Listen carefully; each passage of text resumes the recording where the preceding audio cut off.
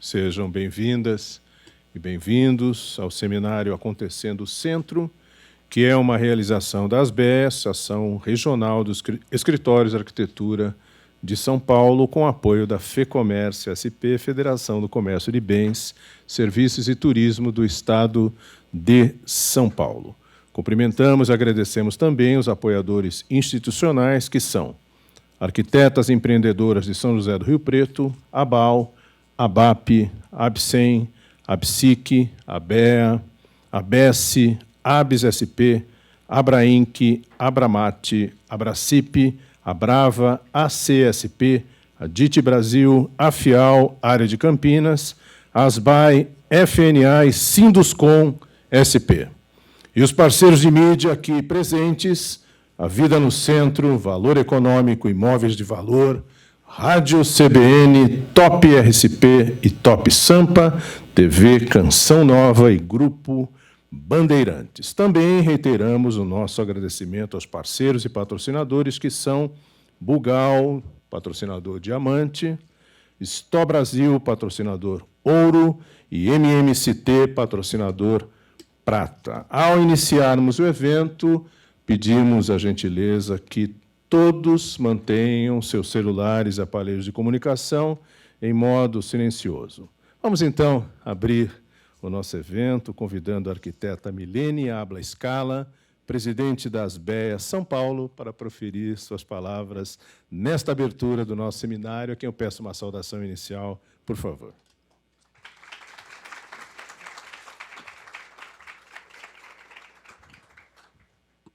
Bom dia a todos e todas.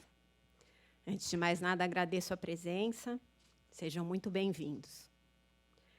Como presidente da ASBEA, arquiteta urbanista e paulistana, me sinto muito honrada em poder promover este evento sobre a revitalização da área central de São Paulo. Nossa região central guarda uma parte importante da história, que pode ser contada por seus edifícios. A relação de afeto com esta região, para muitos paulistanos, é clara ao resgatar na memória momentos vividos nestes prédios históricos que carregam cultura e nestas ruas de comércio intenso.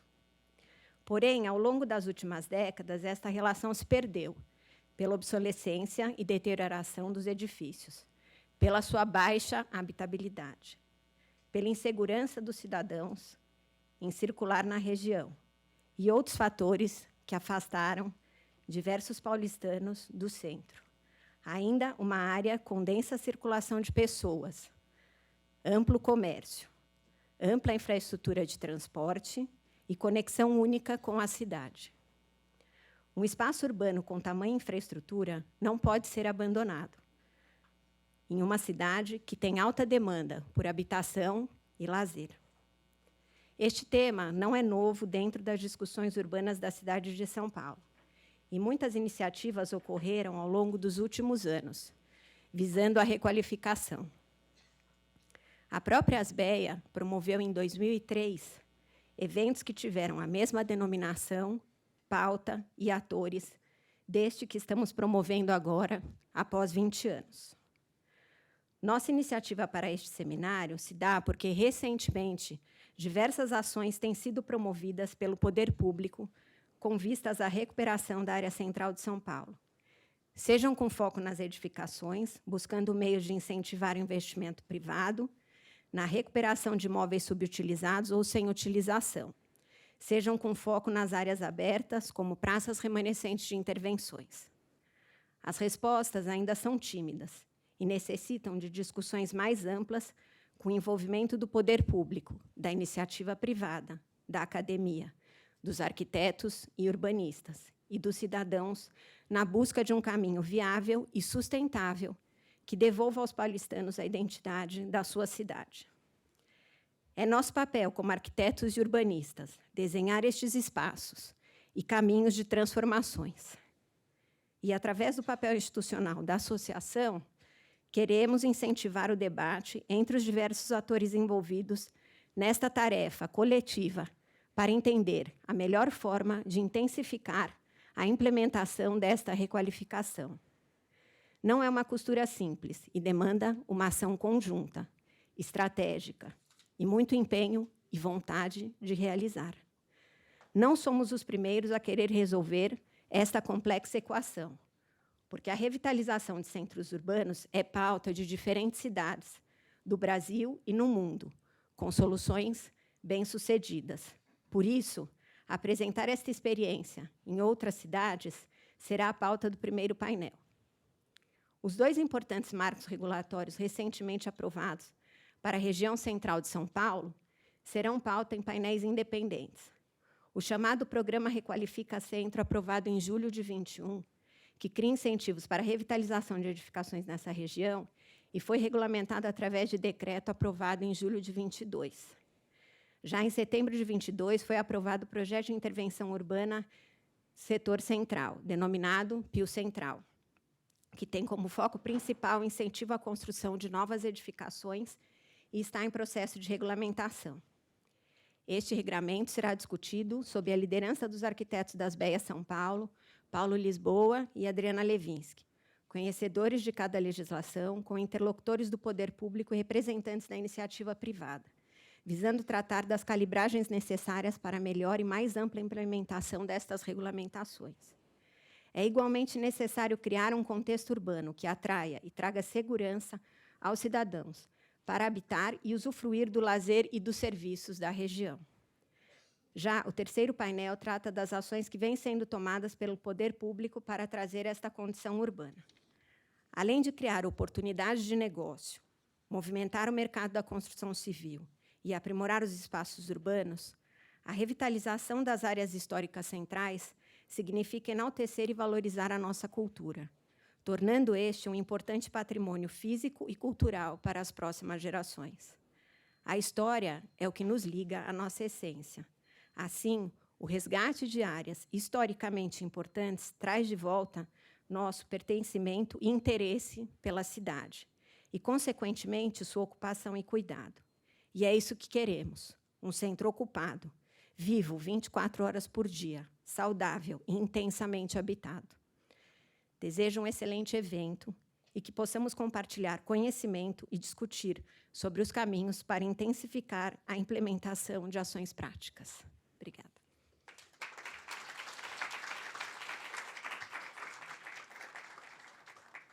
Vamos receber, então, a senhora Cristiane Cortes, assessora técnica do Conselho de Sustentabilidade da FEComércio SP e seus comitês ESG, Energia e Logística Reversa, para proferir suas palavras aqui na abertura do nosso seminário. Por favor, Cristiane.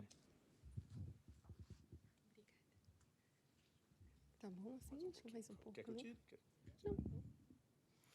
Olá, bom dia.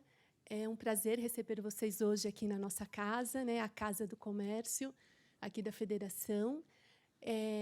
Como a arquiteta Milene disse, né, vocês vão tratar de assuntos muito importantes e que também são afetos aos temas que nós tratamos aqui no nosso Conselho de Sustentabilidade também. Às 14 horas eu vou ter a oportunidade de falar um pouquinho, né, de alguns trabalhos que a gente vem desenvolvendo.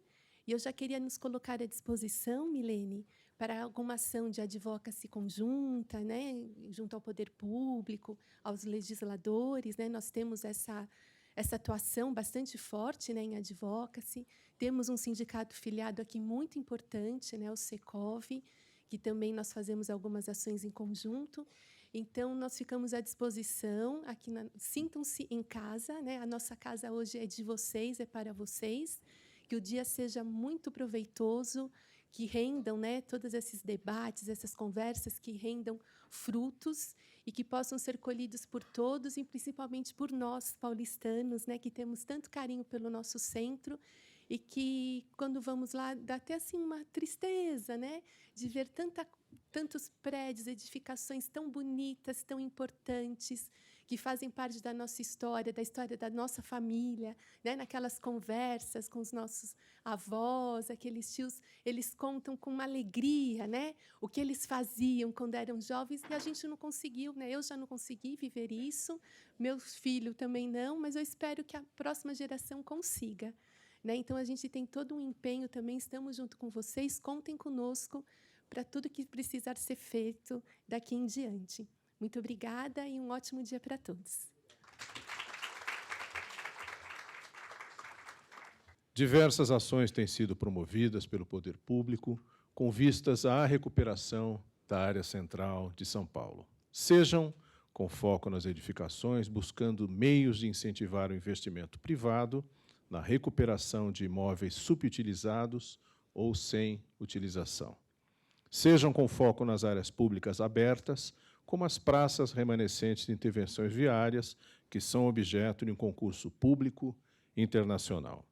As respostas, como acabamos de ouvir aqui, ainda são tímidas e necessitam de discussões mais amplas, com envolvimento mais amplo das instituições públicas e privadas, na busca de um caminho viável e sustentável que devolva aos paulistanos a identidade da sua cidade.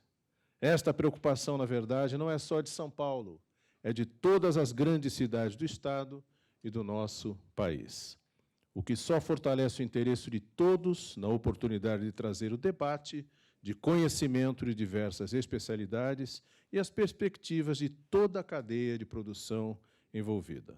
Visando assim explorar esses e muitos outros temas, os convidamos para conhecer os nossos palestrantes e os assuntos que estarão sendo abordados ao longo desse dia de intensas atividades no nosso seminário acontecendo o Centro. Vamos, então, receber com muito orgulho o senhor Marcelo Branco, secretário de Estado de Desenvolvimento Urbano e Habitação de São Paulo, que irá abordar algumas das ações do Estado de São Paulo para a região central da nossa cidade. Por gentileza, senhor secretário, nossa saudação, nossa gratidão.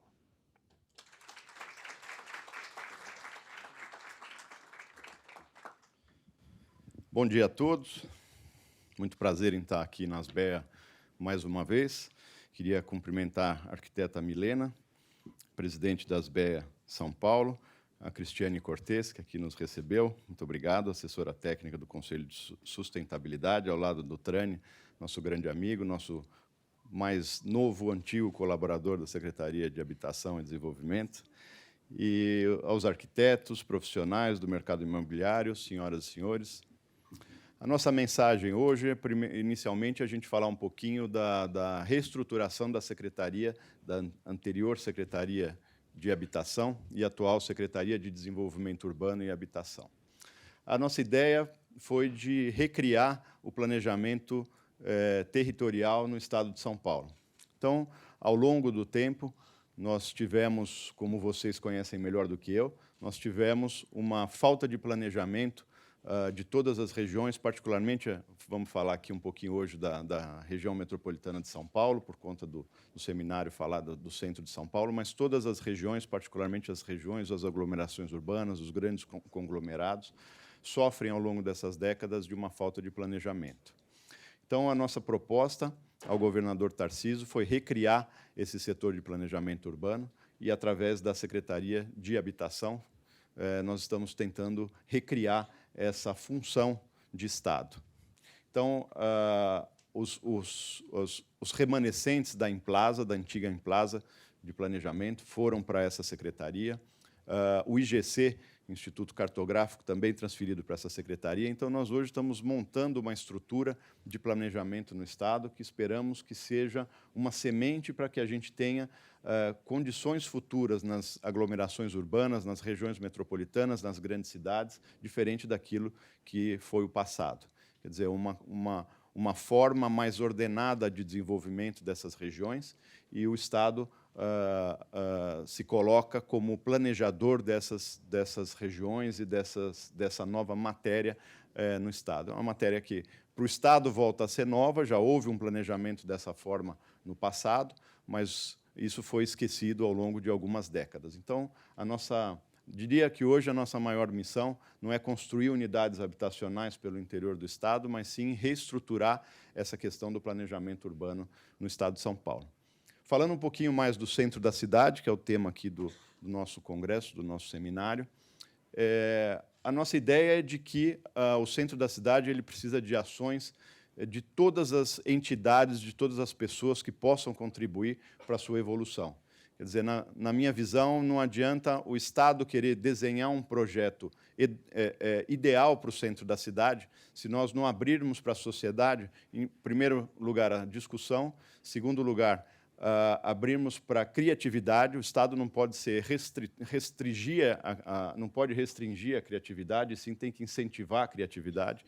E eu acho que o mercado, os arquitetos, os engenheiros, os empreendedores é que podem dar uma contribuição para essa remodelação do centro muito maior do que se o Estado for controlador desse sistema todo. Quer dizer, o Estado tem que entrar como indutor, tem que ajustar todos os interesses dentro de um projeto maior, mas eu acredito que os profissionais da construção civil, os arquitetos e mercado, é que têm condição de nos ofertar boas soluções para um empreendimento dessa natureza, desse tamanho, como é a recuperação do centro de São Paulo.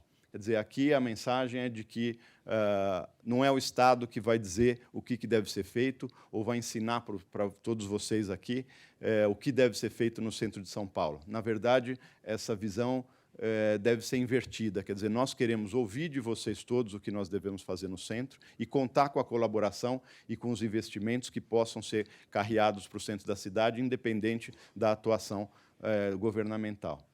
Uma das formas, eu vejo, nós precisamos ter um olhar mais atento às questões do plano diretor. O plano diretor está passando por uma revisão hoje, o município está cuidando muito acuradamente dessa revisão, mas nós precisamos ter muito cuidado com as questões de outorga, quer dizer, qualquer questão que seja restritiva de trazer empreendedores para o centro da cidade, na minha visão, são ações que nós devemos ter muito cuidado com elas, né?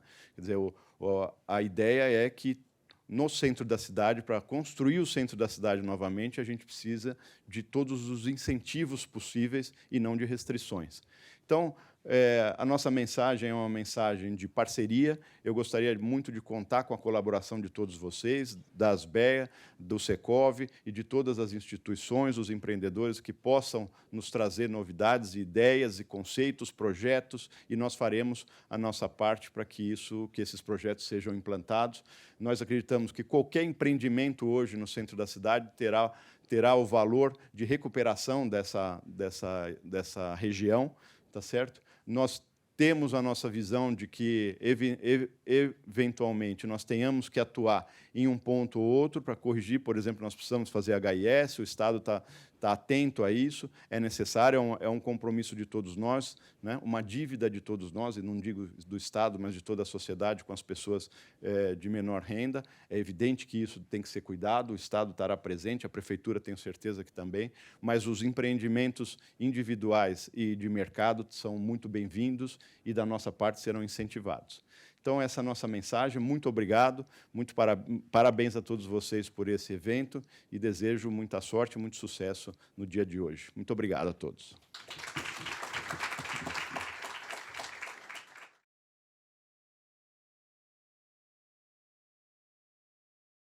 Bom dia. Eu reitero todos os agradecimentos que foram feitos hoje, especialmente à arquiteta Adriana Levinsky. Se me falassem há 20 anos que eu participaria de um evento como esse, eu não acreditaria muito, porque há 20 anos eu comecei fazendo projeto no centro e eu estava absolutamente resignado com a marginalidade de trabalhar com projetos no centro, que era uma área hostil, difícil, né? E que, por maior que fosse o valor cultural, não se encontrava muito, não tinha muito horizonte de atuação. Então, esse evento eu entendo que é um momento de muita felicidade, muita gratidão minha para com todos vocês. E sobre essa mesa, antes de iniciar a apresentação, me pediram para falar o porquê dessa mesa, em que eu compartilharei com o Fajardo, o Elvis Gaia e o João. O João falou, agora a gente estava conversando um pouco, eu acho que essa é a mesa do desejo. A ASBEA quis iniciar com uma mesa positiva de ações concretas. A gente sabe que o desejo, quando realiza, nem sempre versa do mesmo jeito que a gente imagina. Mas ela é uma mesa que precisa ser entendida como profundamente humanista, no sentido de reconhecer aquilo que tem de positivo na ação concreta E, para nós que somos arquitetos, nem todos aqui são arquitetos, mas eu imagino que todo arquiteto, quando a gente termina um projeto, nós somos tomados por uma certa melancolia, porque ele deixa de ser uma ação imaginada e passa a ser algo concreto, com todas as coisas boas e todas as limitações que isso traz. Então, eu vou iniciar essa apresentação dando uma perspectiva geral e despretensiosa, que mistura um pouco de prática profissional com um pouco de pesquisa acadêmica que eu tenho feito ao longo dos últimos anos. Então, o nome da apresentação é Perspectiva Atual das Ações de Reuso em Escala Urbana. E eu queria começar com... Eu lembrei de um filme dos anos 90, chamado Chaplin. Não é que o Charlie Chaplin investiu em renovação urbana, não é isso. Mas tem uma cena do filme em que o diretor mostra a composição da personagem do Carlitos. Então, o Chaplin entra num vestiário e aí um chapéu coco se ilumina de dourado, voa na cabeça dele, e aí vem a bengala também magicamente e vem para a mão dele. E a cena seguinte, o diretor mostra que não foi nada disso que aconteceu. Ele ficou anos compondo a personagem do Carlitos. Então, ele tentava um chapéu, tentava outro, tentava uma vestimenta, tentava outra, dava um tom. As primeiras ações do Carlitos, ele era um bêbado e mais violento, menos violento. E, durante os anos, o Chaplin foi compondo essa personagem. Eu acho que essa é uma visão importante, porque a gente está vivendo uma fase em que as pessoas se esquecem de que tudo tem uma história, nada acontece automaticamente. A gente sempre quer que as coisas aconteçam agora, ou a gente acha que as coisas se iniciam no momento em que a gente toma consciência delas. E não é nada disso. Quer dizer, tudo que vale a pena dá trabalho. Então, melhorar as condições do centro vai dar muito trabalho. E a gente precisa até agradecer a isso, né? Quer dizer, quanto maior o desafio, mais trabalho a gente tem.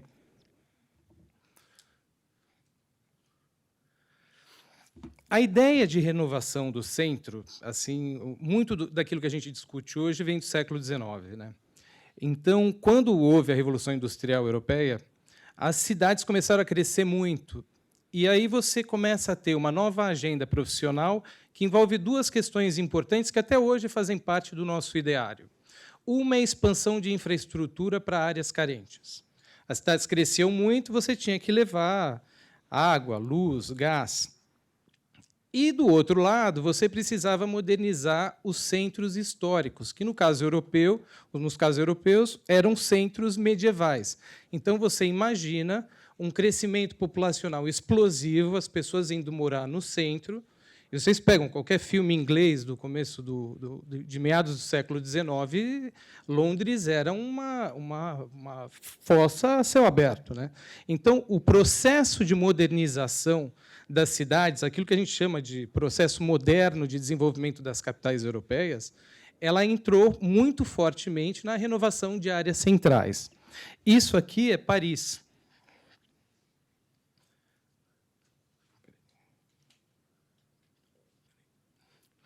Então, com o passar do tempo, principalmente a partir da segunda metade do século XIX, houve um desenvolvimento muito grande de arquitetura e engenharia, em torno justamente do urbanismo. A gente tem casos muito paradigmáticos, como o Cerdá, na Espanha, e o Haussmann, na França, que eram justamente a sistematização de certos conhecimentos, quer dizer, pensando em termos de projeto, como melhorar as condições de vida nas áreas centrais. E aí a gente tem as cidades que a gente adora visitar. Mas o que a gente precisa lembrar é que, para chegar nisso aqui, deu um trabalho gigantesco, cheio de acertos e erros, idas e vindas, e que essas coisas não acontecem automaticamente. Como o secretário falou, muito disso aqui exigiu o quê? Participação de empreendedores, profissionais, Estado. Quer dizer, houve toda uma reorganização das forças produtivas para poder fazer com que isso aqui acontecesse. Ao longo do século XX, aconteceram muitas coisas, mas principalmente depois do processo de reconstrução europeia, a questão do debate democrático foi tomando, pouco a pouco, o processo de projeto. Então, você tinha grandes desafios de reorganização de áreas centrais, mas, cada vez mais, você tinha agentes sociais se manifestando com peso. Então, isso aqui é Atenas, né? Atenas, até os anos final dos anos 70, os anos 80, a Acrópole e a Ágora estão num bairro chamado Plaka. Até o final dos anos 70, aquilo era um balaio de gato, porque era gente morando, um comércio super desordenado, os próprios parques, não era essa coisa bacana que a gente vê hoje, com aqueles museus sensacionais, era uma coisa meio precária. E eles começaram a desenvolver conversas entre população residente, serviços, indústria turística, grupos arqueológicos, academia, porque estava todo mundo ali junto, se engalfinhando e lutando por um espaço para poder trabalhar. Quer dizer, eram áreas que tinham interesse evidente. E, paulatinamente, eles foram encontrando formas de convivência pacífica a ponto de, hoje, você ter um nível de organização espacial que, em última análise, reflete o nível de organização do debate democrático. Quer dizer, você começa a ter um ordenamento que, em última análise, mostra o próprio ordenamento da sociedade nos seus diálogos para produzir uma coisa bacana e bonita, que é o que merece, né? Nesse processo, e aí uma coisa que é fundamental, assim, quando a gente pensa em renovação de áreas centrais, tem dois conceitos que até muito pouco tempo a gente achava que eram antagônicos, que são preservação e renovação. Hoje em dia, nós sabemos que a melhoria de áreas consolidadas dependem de arranjos originais que envolvam preservação e renovação. Vou repetir, porque isso é importante. Para que a gente garanta o sucesso das operações em áreas consolidadas, a gente precisa fazer com que os planejadores dialoguem bem com os preservacionistas. Porque são duas lógicas absolutamente diferentes. O planejador é aquele que analisa numa larga escala dos eventos, garantindo as adaptações necessárias da cidade para que a vida siga o seu curso. E os preservacionistas são aqueles que cuidam dos edifícios de interesse especial. Nós precisamos encontrar formas com que essas duas visões, que têm particularidades, que elas se integrem. Esse é dos maiores desafios que a gente tem para o reuso de qualquer área central. Eu dirijo a área de patrimônio histórico do Cidade Matarazzo. E, ainda que ele se dê no âmbito da arquitetura, no sentido de um lote urbano, né? Quer dizer, ele tem um dono, a gente desenvolve um programa e estabelece uma relação com o poder público, com as autoridades, sobre a perspectiva das leis aplicadas ao lote. Mas, como ele é muito grande, muito complexo, a gente tem alguns aprendizados aí que envolvem justamente essa questão da preservação e da renovação. Então, o que acontece? A gente tem um certo número de edifícios tombados, o sítio é todo tombado, e a gente teve que, para poder alcançar o potencial de ocupação do conjunto, nós tivemos que desenvolver uma série de ações com alto grau de tecnologia agregada para cavar e abrir espaços que abrigassem as atividades contemporâneas sem macular não é uma palavra muito boa, mas respeitando aquilo que o tombamento do conjunto previa. Então, hoje, o que a gente tem no Cidade Matarazzo? Nós já entregamos a primeira fase, nós temos assim, edifícios tombados, preservados, tal qual previsto na resolução de tombamento, e outros edifícios que são contemporâneos e com espaços contemporâneos também escavados. Esse é um exemplo muito particular. O Cidade de Matarazzo tem particularidades que não dá aqui para entrar muito, mas ele é um exemplo bastante extremo daquilo que é possível fazer em sítios históricos com desenvolvimento tecnológico, com arquitetura de ponta, agregando design, arte, cultura.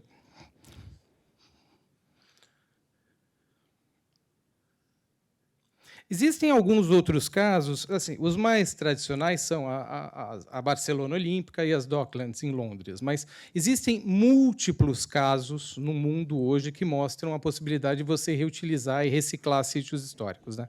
Esse é um parque em Seul chamado Parque Smapo de tanques. Eram tanques de óleo que foram convertidos num centro cultural numa área de renovação urbana de Seul. Quando a gente pega isso, a ideia de reuso, quando é trabalhada no âmbito da arquitetura, vocês vão achar a bibliografia assim, reuso adaptativo. Se vocês colocarem reuso, vai só assim, reuso de água, reuso de água, reuso de água, se você googar a coisa. Então, coloquem assim, reuso adaptativo. O de cima é um caso da Brasil Arquitetura, em Piracicaba, e o de baixo é um caso holandês. A Holanda, no meu ponto de vista, é o país que mais tem avançado no âmbito do reuso. Agora, em termos de reuso urbano, eu peguei esse caso, que é a Ilha de Nantes, que é um porto pluvial interessante. Ele não é um caso tão conhecido, mas no ano que vem vai sair um mestrado de um arquiteto chamado Luiz Bosch Greco, que vai aprofundar esse caso, mas ele é muito interessante. Ele não é dos projetos que tem a maior visibilidade, mas ele é um projeto que ele concentra uma série de aspectos interessantes, né? Porque ele era um porto de rio que funcionou muito durante a industrialização francesa e depois foi entrando em decadência. E, a partir dos anos 90, a cidade criou uma autoridade para desenvolver um grande projeto para esse porto. O que é interessante é que, a cada 10 anos, eles revisitam o projeto e fazem as adaptações necessárias ao projeto. E aí você tem elementos de política pública e você tem elementos privados, né? Então, você tem habitação, você tem escritório, você tem cultura. Eles encontraram uma forma de desenvolver esse projeto, trazendo os agentes econômicos para a mesa e criando mecanismos de revisão do projeto. Então, acho que isso é o mais importante da gente perceber. Qualquer política que nós façamos, ela tem que nascer sabendo que ela não está pronta, perfeita, certinha. Ela vai ter que ir sendo revisitada. Então, esse é um outro espaço que eles têm. São galpões industriais, é bem bonito. Então, só para concluir, o que eu percebo dessas ações é que o sucesso dela depende de 3 elementos fundamentais. Primeiro, a gente precisa captar a contribuição privada.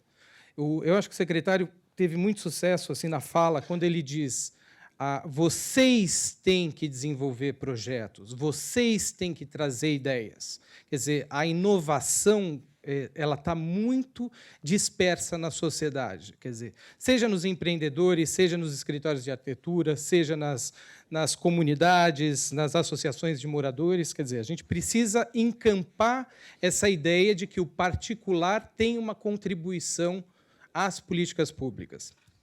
A segunda questão, e aí é de responsabilidade exclusiva do Estado, o licenciamento e a liberação de subsídios e incentivos, se eles existirem, precisa ser célere.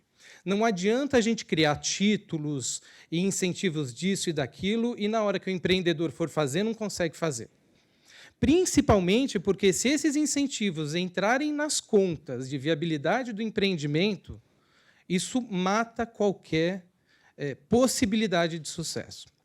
A terceira coisa, que talvez seja o maior desafio, é que o sistema financeiro precisa embarcar nesses projetos. A gente precisa ter linhas de crédito desenhadas especificamente para esse tipo de operação, porque ninguém tem recurso suficiente para garantir operações que, em última análise, são bilionárias. A gente está tratando aqui de um tipo de projeto cuja escala econômica é gigantesca, de um impacto social monstruoso, e que a gente ainda não olhou com o devido, a gente ainda não olhou com a devida consciência do impacto econômico e social disso. Eu gostaria de agradecer mais uma vez e até uma próxima oportunidade.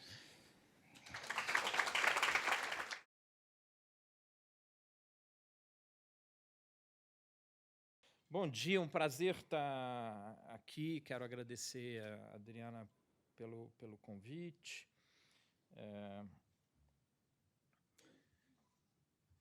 Acho que é muito importante esse debate. Esse debate tem se acelerado entre diferentes cidades. Eu acho que isso não é à toa, e na minha apresentação pretendo um pouco falar sobre isso. Eu, até recentemente, fui secretário de Planejamento Urbano lá no Rio. Antes disso, fui responsável pelo patrimônio cultural por 8 anos. Roberto, e naquele período ali das Olimpíadas, eu também assessorava o prefeito em assuntos urbanos. Então, quem assessorava o prefeito era exatamente... assessorava o prefeito na transformação da cidade, era alguém responsável pela preservação. E você tem absoluta razão que a gente precisa encontrar um ponto de equilíbrio entre essas duas dimensões para que as cidades possam desenvolver melhor suas áreas centrais. Eu queria, antes de entrar no tema específico do Rio, eu queria trazer uma reflexão que me parece importante sobre a nossa capacidade imaginativa sobre as cidades brasileiras e uma certa inércia no modo de produção da urbanização brasileira, que eu acho que a gente reflete muito pouco. Esse modo dessa urbanização brasileira cria uma forma do Brasil, nós vivemos dentro dessa forma, essa forma tem impacto nas nossas relações sociais, nas nossas definições políticas, na nossa imaginação. Então, me parece fundamental que a gente possa escapar dessa armadilha para que a gente possa ter uma capacidade de envisionar, de visualizar, de imaginar um outro tipo de realidade urbana. Essa forma, então, do Brasil, ela está muito ainda agarrada a uma ideia de expansão e de consumo da natureza, uma ideia americana em origem, mas uma ideia de disponibilidade de espaço como modo de produzir riqueza coletiva. Eu acho que esse modelo não tem funcionado já há um certo tempo, e não é à toa que, quando da redemocratização do país, aqui sendo direta já, na Candelária, no Rio de Janeiro, logo depois começa um movimento muito intenso de retorno às áreas centrais. O Vale do Anhangabaú aqui em São Paulo, Corredor Cultural no Rio de Janeiro, Lina Bobardi fazendo um masterplan para Salvador, e antes disso até as intervenções, ainda na condição de prefeito biônico, Jaime Lerner fazendo intervenções muito importantes na área central de Curitiba. Entretanto, essa nossa experiência recente da redemocratização, ela não tem conseguido entregar essa promessa de um conjunto social mais coeso no território, paradoxalmente. Então, à medida que nós avançamos na redemocratização do país e no desenvolvimento de políticas e de ideias até progressistas sobre a cidade, curiosamente, nós repetimos um modelo expansionista de consumo de natureza, inclusive com subsídios públicos muito fartos para esse modelo. Ou seja, no contexto mais progressista, nós trouxemos a imaginação mais arcaica sobre desenvolvimento urbano para o país. Então, esse fenômeno do esvaziamento das áreas centrais, e é excelente a colocação do Roberto, não se trata apenas de uma preservação de patrimônio cultural, mas são arquivos da nossa experiência coletiva que estão sendo destruídos. Não se trata de patrimônio cultural arquitetônico, mas se trata de um arquivo da civilização brasileira que, simplesmente, nós temos a decisão de que ele pode ser dispensado. E a gente tem que ter muito cuidado com isso, porque a experiência da expansão, né, isso é um caso aqui de São Paulo, emblemático, isso também revela uma grande ineficiência de gestão do solo urbano e ineficiência até imobiliária de ativos públicos. Então, esse modelo expansionista, ele tem, e a gente produz um arcabouço jurídico legal, o Estatuto das Cidades, ele é muito mais propício para que nós possamos construir sempre nova cidade e muito difícil de monitorar a cidade existente e produzir revitalização. Vejam em sucesso a nossa dificuldade de implementar o IPTU progressivo. Essa porcaria de nome, quem pensou nesse nome errou muito, porque é um nome péssimo. Você imagina falar sobre um imposto que é progressivo. Mas a ideia da função social da propriedade, a gente não tem conseguido realizar ela na sua plenitude, apesar desse desenho coletivo muito bonito e poderoso da redemocratização.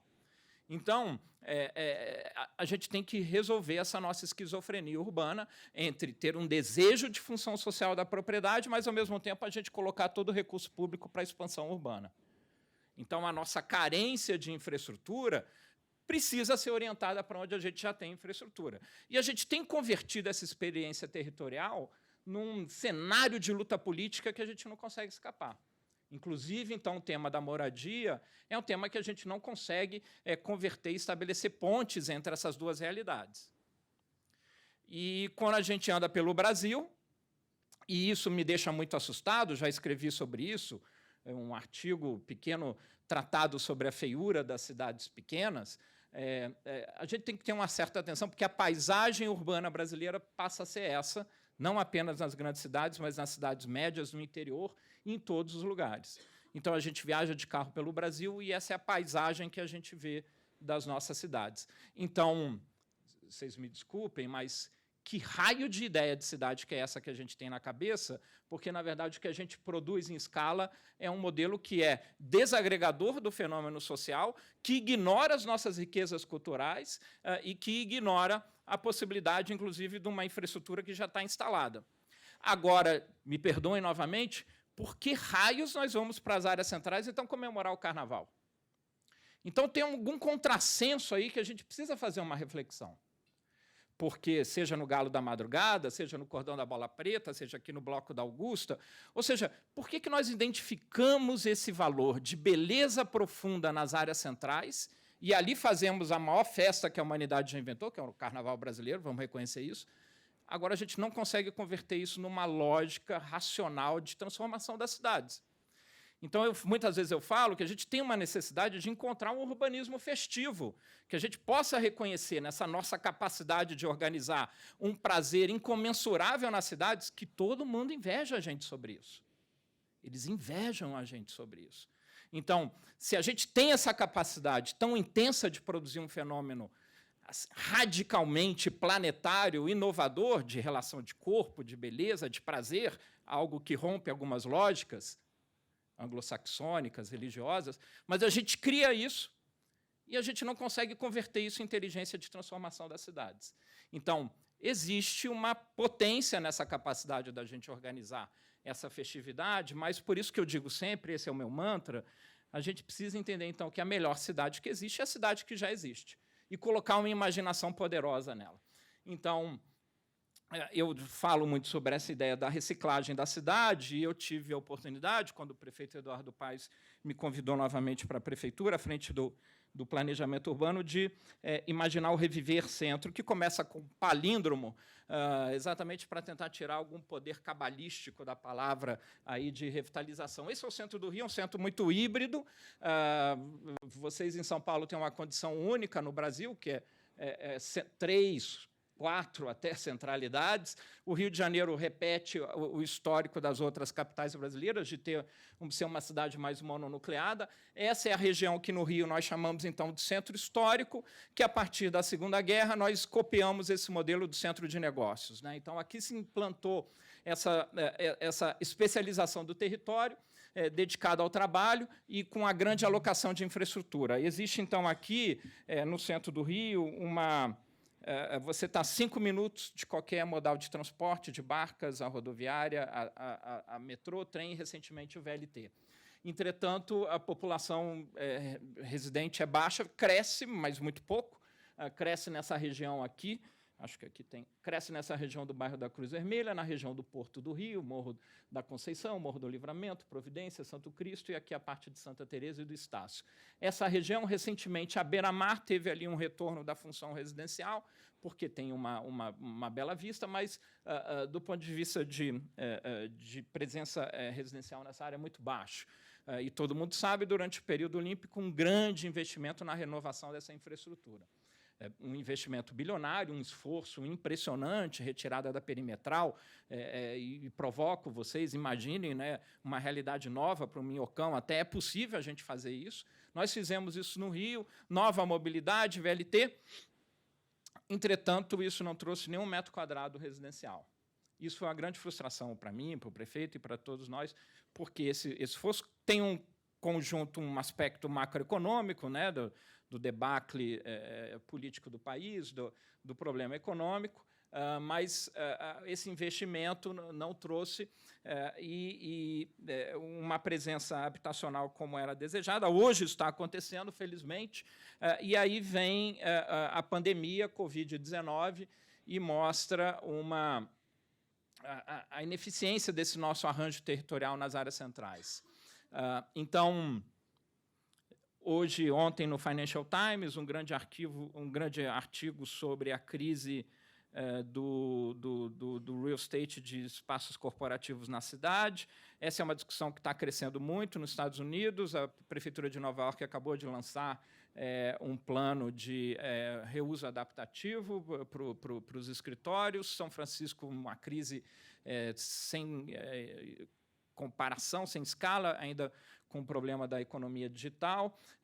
Agora, a pandemia trouxe essa reengenharia planetária, como eu digo, a minha mãe aprendeu a usar o Zoom. Então, as nossas mães e avós e tias e tios e todos, ou seja, todo mundo sabe hoje fazer uma reunião online. Isso trouxe um impacto nesse modelo de centro de negócios baseado no território, e, no caso do Rio, esse é o centro da metrópole. Então, isso me deixa muito preocupado, porque não se trata, novamente, de salvar o centro histórico, do patrimônio que está ali alocado, se trata de proteger um sistema econômico territorial que tem, no centro histórico, uma grande concentração de empregos. Tá?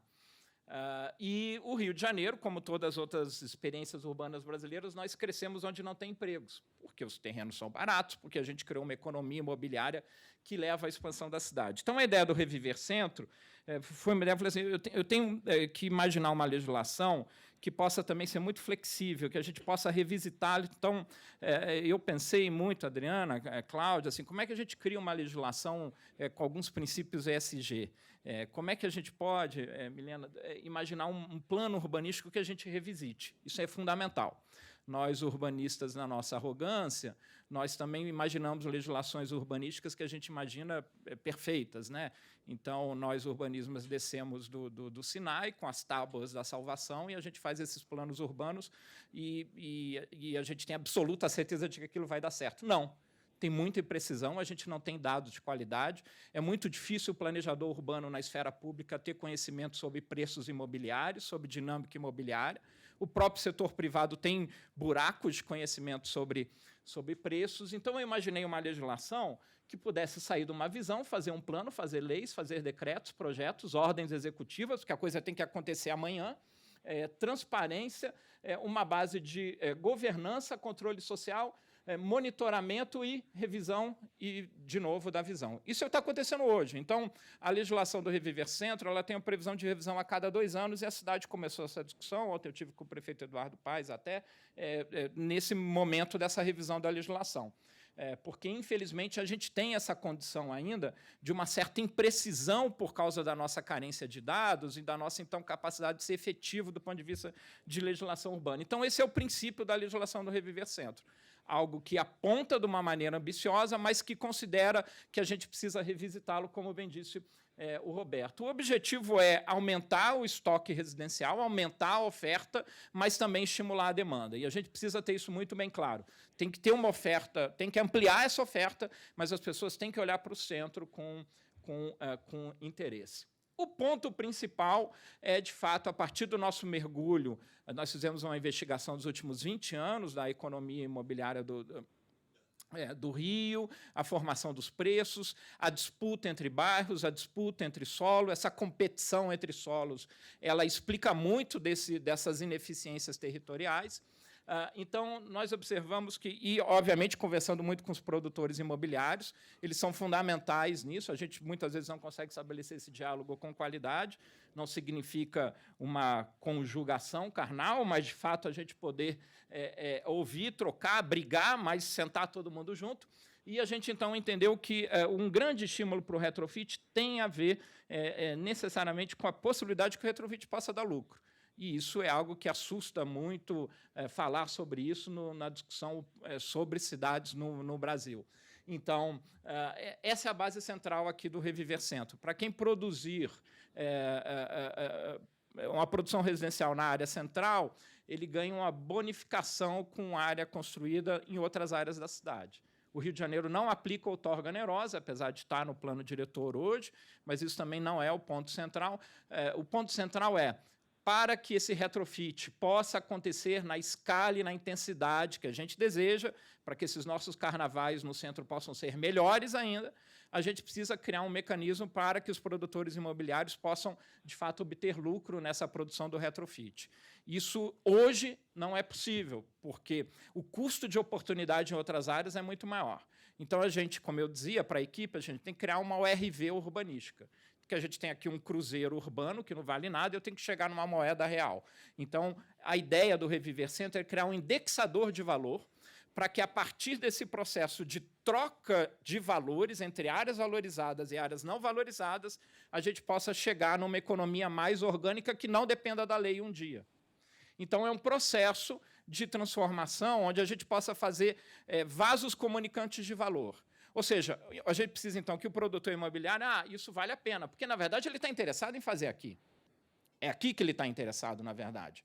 Então, a gente não pode, eu não posso imaginar que ele vai fazer investimento no centro porque ele é altruísta, ele está interessado em ganhar dinheiro aqui. Ok, se ele está interessado em ganhar dinheiro aqui, eu vou deixar que você possa ganhar mais aqui, mas eu quero que você traga algo que seja de interesse público. Então, essa relação no Rio era 100 para 40 e 100 para 60, ou seja, faço 100 metros aqui, eu ganho 40 em outras áreas, faço 100 metros aqui com locação social, eu ganho 60 em outras áreas. Na revisão, a gente observou que essa proporção tem que ser mudada. Então, a discussão hoje do Rio é que essa relação, faço 100 aqui, eu posso levar 100. Ou seja, a gente hoje a prefeitura está discutindo que tem que ser mais intensificado ainda.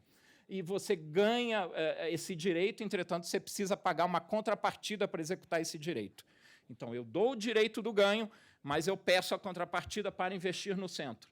Então, eu visto, com essa contrapartida, eu invisto em infraestrutura, patrimônio cultural e habitação de interesse social para 0 a 3. Tá?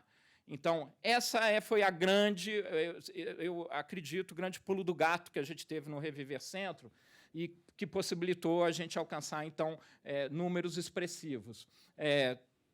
Fizemos isso com muita participação, eu aluguei um apartamento no centro, fui morar no centro, muita escuta da população, ouvimos mais de 8.000 pessoas, 8.500 pessoas mais.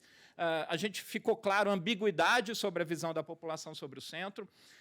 Eu amo o centro, mas tenho medo, eu gosto do patrimônio, eu andaria a pé, mas à noite eu quero usar o carro, então uma visão muito ambígua, ou seja, tem um problema de demanda.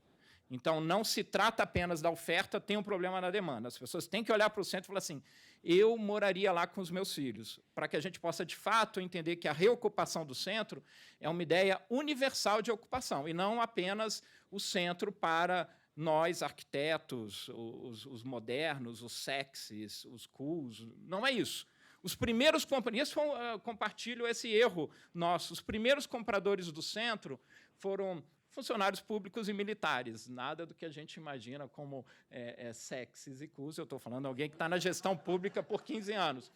Mas a gente imagina que a gente quer desenhar uma solução urbanística para alguém igual a nós.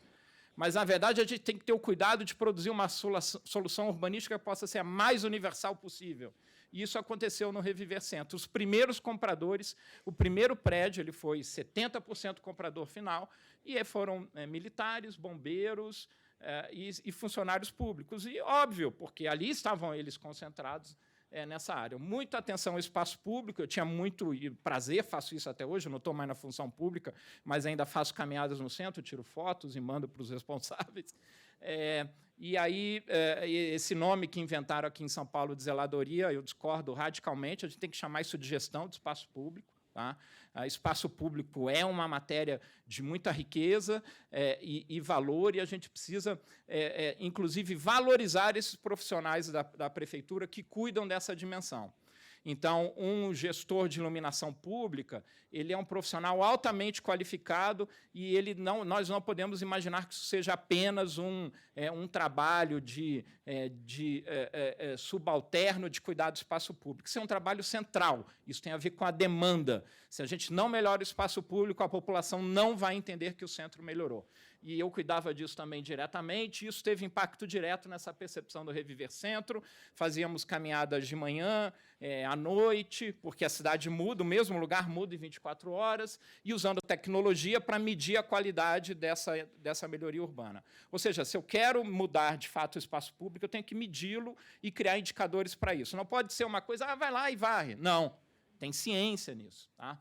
Criamos uma base, isso, por favor, entrem em Reviver, vocês podem entrar no celular agora, Reviver Centro, basta googar Reviver Centro, vocês vão cair nesse site, a gente criou uma base 3D, eu copiei isso de Melbourne, que é uma maneira de você acompanhar o licenciamento do centro em 3D e você poder ir observando. E aqui uma briga com a Fazenda, que a Fazenda não deixava eu abrir o mapa fundiário do centro, um grande equívoco nosso ainda, que tem a ver com essa ideia de expansão.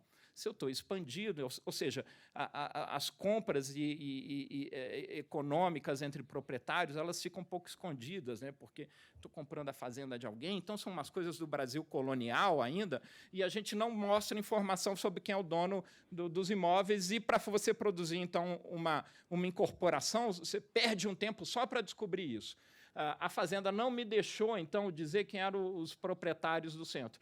Aí eu perguntei para eles, mas eu posso dizer pelo menos quais são os prédios de dono único, sem dizer quem é? Isso você pode, essas maluquices da nossa legislação. Então, tudo em amarelo são os prédios de dono único, uma maneira de acelerar a incorporação visando o retrofit. E em vermelho, aqueles que começaram já a pedir a transformação. Tá? Fizemos um plano de habitação de interesse social, isso é algo, confesso, uma frustração, a gente ainda tem muita dificuldade de avançar sobre isso. A gente tem necessidade de ter uma visão mais sistêmica sobre a habitação de interesse social, baseada em locação, inclusive. Nós fizemos um plano de locação social para quase 600 unidades, e em um ano o Reviver Centro conseguiu esse resultado, esse é o relatório, nós fazemos relatórios a cada 6 meses, reuniões bimestrais com os produtores imobiliários, e a gente chegou, então, no número, em um ano, a gente chegou em quase 2.000 unidades, mas esse número já é maior hoje, no final do ano passado, já são 2.600 unidades nessa área, inclusive monitorando o preço, estabelecemos parceria com a Secov, tem uma necessidade urgente dos planejadores urbanos públicos entenderem a lógica da formação dos preços imobiliários. Tá? Então, nós monitorávamos isso, e é fundamental para tomar decisão de interesse público sobre a cidade. A gente não pode ignorar os preços, e a gente ignora os preços na hora de fazer planejamento urbano. Tá? A parceria com o Secov, e muito importante, então, nisso, criar um movimento social. Então, a sociedade abraçou o Reviver Centro. Não era um programa só de uma pessoa, de uma pasta ou da prefeitura, um movimento da sociedade civil, e acompanhando todas essas transformações, a parceria com a Secov, reuniões com os espaços culturais. Essa foi a reunião mais difícil que eu tive que fazer com as ordens religiosas. Eles quase se agrediram ali fisicamente, por incrível que pareça, porque, de novo, essa base de proprietários que você não consegue ter uma qualidade de dados. E foi divertidíssima essa reunião, você vê párocos e diáconos, né, dizendo, vou excomungá-lo. Né? Então, e eles são grandes proprietários do centro, grandes proprietários, e o timing deles, né, o Roberto falou, a gente tem que correr muito, tem que ser muito veloz, porque o timing deles é entre papas. né? Então, a gente tem que ter uma certa atenção com isso. Recebendo prefeitos, prefeito de Porto Alegre, o Reviver Centro foi reconhecido pela Bloomberg como uma das iniciativas aí relevantes nesse sentido, porque o retrofit significa também baixa pegada de carbono, e a gente fala muito pouco sobre isso. Tá? Fechando, eu falo já há bastante tempo sobre a ideia de reurbanismo, já escrevendo sobre isso, e esse é o ponto da nossa imaginação, especialmente no evento das BEA, que nós, arquitetos, temos muita responsabilidade sobre isso, pelo fato de nós ainda imaginarmos essa condição de que podemos estar sempre fazendo nova cidade. O centro, Porto do Rio, Porto Maravilha, ele tem 220 hectares disponíveis ali para transformação, onde tem emprego, onde tem transporte público, e o Centro Metropolitano da Barra, fruto de um plano do Lúcio Costa, tem ali um pouco mais, quase a mesma área, essa área não está ocupada ainda. Então, não tem como a gente desenvolver essas duas áreas. A gente precisa entender essa área que já tem gente, que já tem economia, que já tem infraestrutura, deve ser priorizada. Eu extrapolei aqui o tempo. Muito obrigado.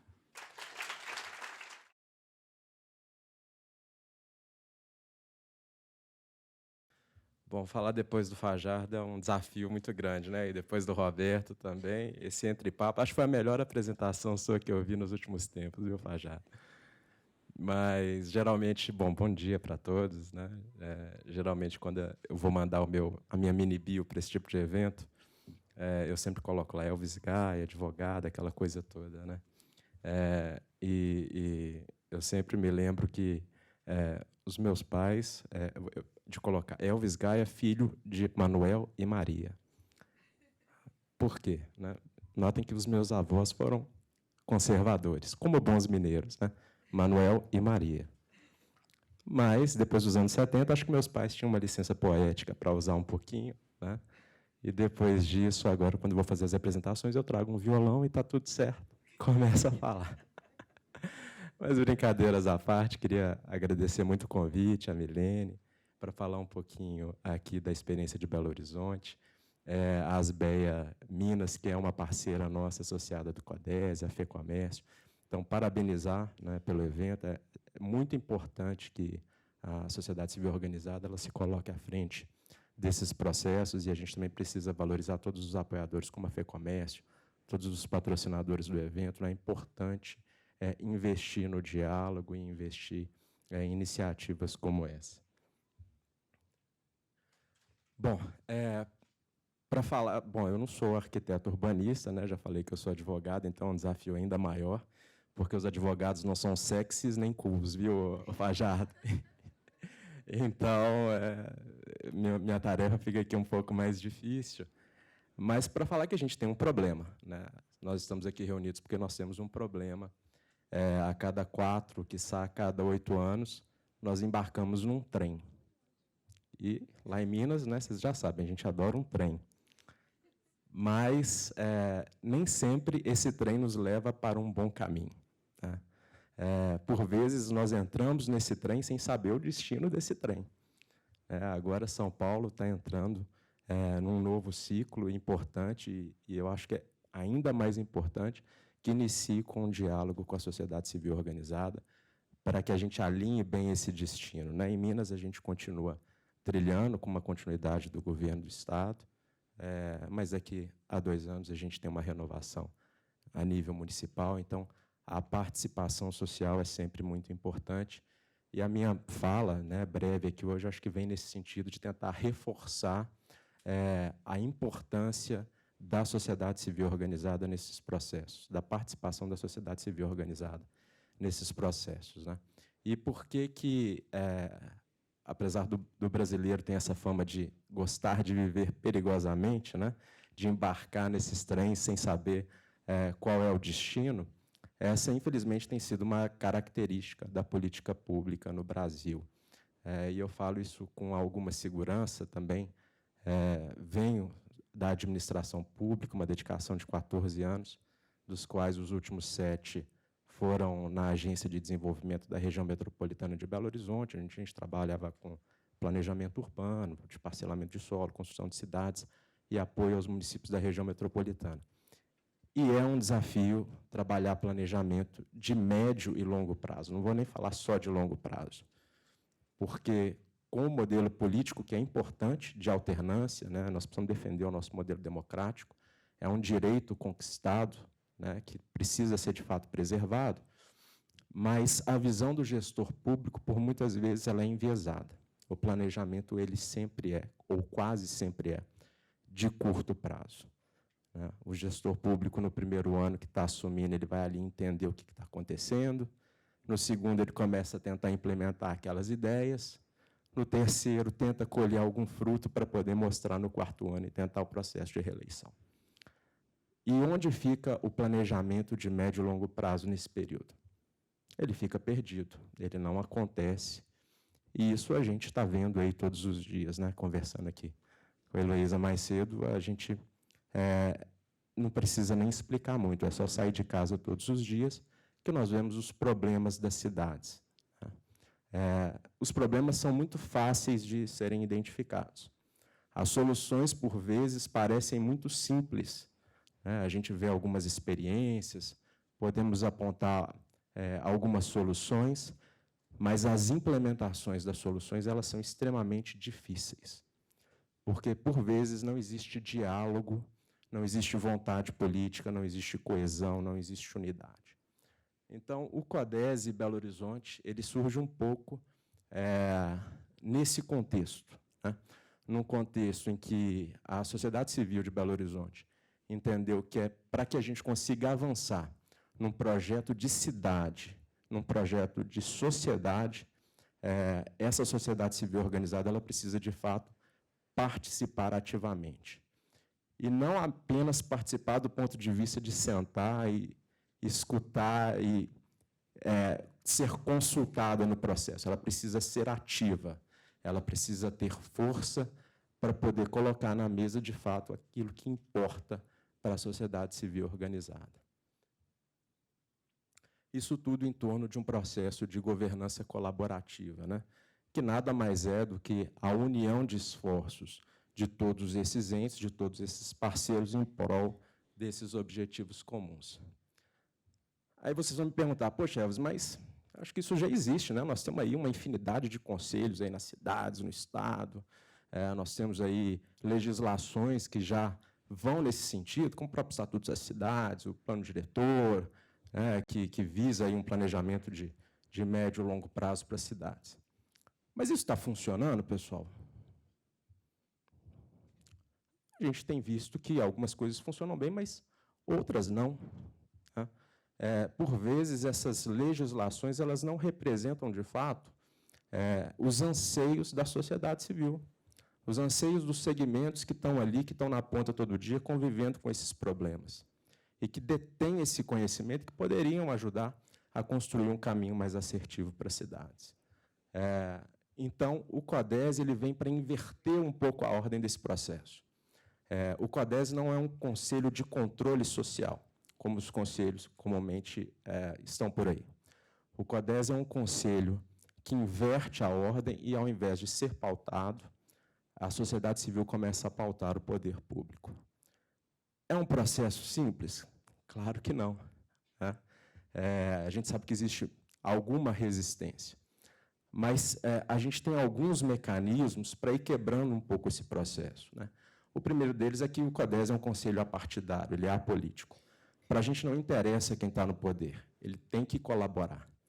E é um grande erro, né? E aí, em tempos de uma polaridade aí política muito grande, né? Quando aquele determinado candidato ganha a eleição, o sucesso ou o fracasso dele é o nosso sucesso ou o nosso fracasso enquanto sociedade. Não importa quem é. Imaginem na área privada, se o nosso diretor executivo, o nosso CEO, se os resultados da nossa empresa não estão indo bem. Vocês podem falar, a gente troca. Manda embora, contrata o outro, refaça o plano, e vamos embora. Mas essa não é a primeira opção. A primeira opção é tentar ajustar o caminho, como no poder público também. Por vezes há essas trocas, né? A gente está com um histórico aí de impeachment, né? Mas não é o melhor caminho. Então, a gente precisa corrigir o caminho para que a gente possa seguir juntos em prol desses objetivos comuns. Aqui tem uma estrutura básica do Conselho, né, que não é nenhuma novidade, mas uma estrutura de plenário, de Conselho Deliberativo. Eu acho que o que tem de diferente aqui é uma diretoria executiva, que é uma diretoria profissional. Então, por mais que todos os nossos parceiros sejam colaboradores, nós temos uma estrutura de governança profissional para poder fazer a gestão do dia a dia do Conselho. E as câmaras técnicas, que é onde a gente brinca que a mágica acontece, né? Onde as discussões técnicas são conduzidas, são tomadas, e onde os rumos são definidos. Um pouco aqui da nossa atuação, acho que eu vou pegar o microfone, porque eu consigo enxergar um pouco melhor aqui. Aqui um pouco das premissas da atuação do CODES, vou acelerar um pouquinho a minha fala, construção de propostas de planejamento futuro. Então, considerando que a grande dificuldade do gestor público hoje é trabalhar planejamento de longo prazo, e a gente sabe que as ações de curto prazo e médio são as prioridades do gestor, o CODES tenta atuar nessa lacuna aonde o poder público não consegue chegar. Nós não queremos brigar com o poder público, nós queremos colaborar com ele. E não queremos também entregar um produto pronto, um enlatado. Nós vamos construir juntos, a 4 mãos, dentro daquela premissa anterior, né? Cidadãos, empresários, academia, governo, que também não é nenhuma novidade para ninguém. Precisamos ter todo mundo engajado nesses processos. O planejamento coerente com as necessidades da sociedade, né? Então, algo que nós vemos também comumente nos processos públicos é que a gente tem N propostas que nascem tanto do Executivo quanto do Legislativo, algumas absolutamente esdrúxulas, que não comungam com a necessidade real dos nossos segmentos. Então, quando isso nasce da sociedade, é uma demanda nossa, é diferente. Isso vai de encontro àquilo que a gente precisa e entende que é importante para que a cidade se desenvolva. A apropriação dos projetos estratégicos é muito difícil, e, como gestor público, passei por isso, engajar a participação social. As pessoas, muitas vezes, falam, reclamam, as entidades criticam, mas, na hora que você vai colocar na mesa para uma conversa propositiva e estratégica, as coisas, muitas vezes, não evoluem. Então, a gente precisa criar essa cultura para que a sociedade civil se aproprie desses projetos. E isso é no dia a dia. É uma cultura que precisa ser criada, e eu acho que eventos como esse vão nesse sentido também. Acompanhamento da execução do planejamento pelo Executivo vai um pouco nesse sentido também. É um conselho que, além de acompanhar, ele visa também apoiar na execução. E aí a gente pode falar aqui um pouco também. Até o Fajardo está aqui, e a gente tem um projeto de requalificação urbana do centro de Belo Horizonte, onde o CODES convocou o Fajardo para nos apoiar nesse processo lá, que é uma forma também do CODES contribuir e apoiar com o poder público constituído em projetos executivos. E aí, assim, eu acho que um dos principais pontos, né? Nós temos bons projetos e projetos muito ruins, tocados e conduzidos pela administração pública. Mas os bons projetos, nas trocas de governo, muitas vezes são descontinuados, porque não são projetos daquele prefeito, daquele gestor que assumiu. Costumam ser projetos considerados projetos de governo, que para a gente é terrível, porque são esforços que são envidados ali, são recursos que são envidados, expectativas que são criadas em prol do desenvolvimento de um determinado eixo, em razão de um determinado projeto, que, da noite para o dia, são descontinuados. Então, é importante que a sociedade também seja guardiã dos bons projetos, e o Conselho também vem um pouco nesse sentido. Eu vou passar rapidamente, porque meu tempo também já está esgotando ali. Aqui são 5 eixos que foram definidos pelo grupo, pelas entidades, né, para o nosso grupo de trabalho: desenvolvimento econômico, planejamento urbano, social. O terceiro aqui é social, acabou saindo errado. Enfim, educação, tecnologia e inovação. A gente sabe que a cidade demanda muito mais do que isso, né, pessoal? Mas o Conselho não é um conselho público. Nós somos um conselho civil, privado, terceiro setor, academia. Não adianta a gente colocar aqui 25 eixos estruturantes e a gente não conseguir contribuir efetivamente na construção das soluções para esses eixos. Então, Estamos começando com esses 5 eixos, não significa que eles se esgotam nisso. Aqui um pouquinho do processo de constituição do Conselho, né, as etapas de criação, formalização, enfim. E o que esse Conselho visa hoje? A construção de um planejamento de futuro para a cidade de Belo Horizonte, com base em todas essas premissas, com base nesses eixos estruturantes. E por mais que... Me dá 2 minutinhos que eu já vou encerrar. E por mais que a gente tenha como foco o plano Belo Horizonte em 20 anos, esse plano de futuro, a partir do momento que você consolida e fortalece projetos dessa natureza, oportunidades vão surgindo, e eu acho que a requalificação urbana do centro de Belo Horizonte é uma dessas, né? Subverte um pouco a ordem do nosso conselho, que tem essas premissas de diálogo, construção, criação de metodologia, planejamento e execução. Agora a gente está partindo já para a execução, com 1 ano e meio de vida do CODESE. Não vou falar um pouco aqui dos problemas urbanos, porque Fajardo já falou bem, Roberto já falou bem, mas para falar um pouco do que já está sendo construído e executado em Belo Horizonte, né? Uma parceria do CODESE com a Câmara, com a Prefeitura de Belo Horizonte, para a construção de ações de curto, médio e longo prazo nesse processo de requalificação urbana do centro. O CODESE já vem atuando com todos os seus parceiros em todos esses eixos, e o Fajardo, né, com muita honra para a gente, está nos ajudando aí na construção dessas diretrizes. Para fechar, para vocês conhecerem um pouco dos nossos parceiros, esses são os parceiros do núcleo de ativação do CODESE, a Associação dos Comerciantes do Hipercentro, a ELO, a própria ASBEA, a Sociedade Mineira de Engenheiros, CMI Secov, CDL Belo Horizonte, Setseng, CERT, SEBRAE, FEComércio, Associação do Bairro Buriti, Sinduscom, FIENG e a Seminas. Começamos com 14 entidades no núcleo de ativação, alguns parceiros públicos, e hoje já somos quase 70, né? E contando.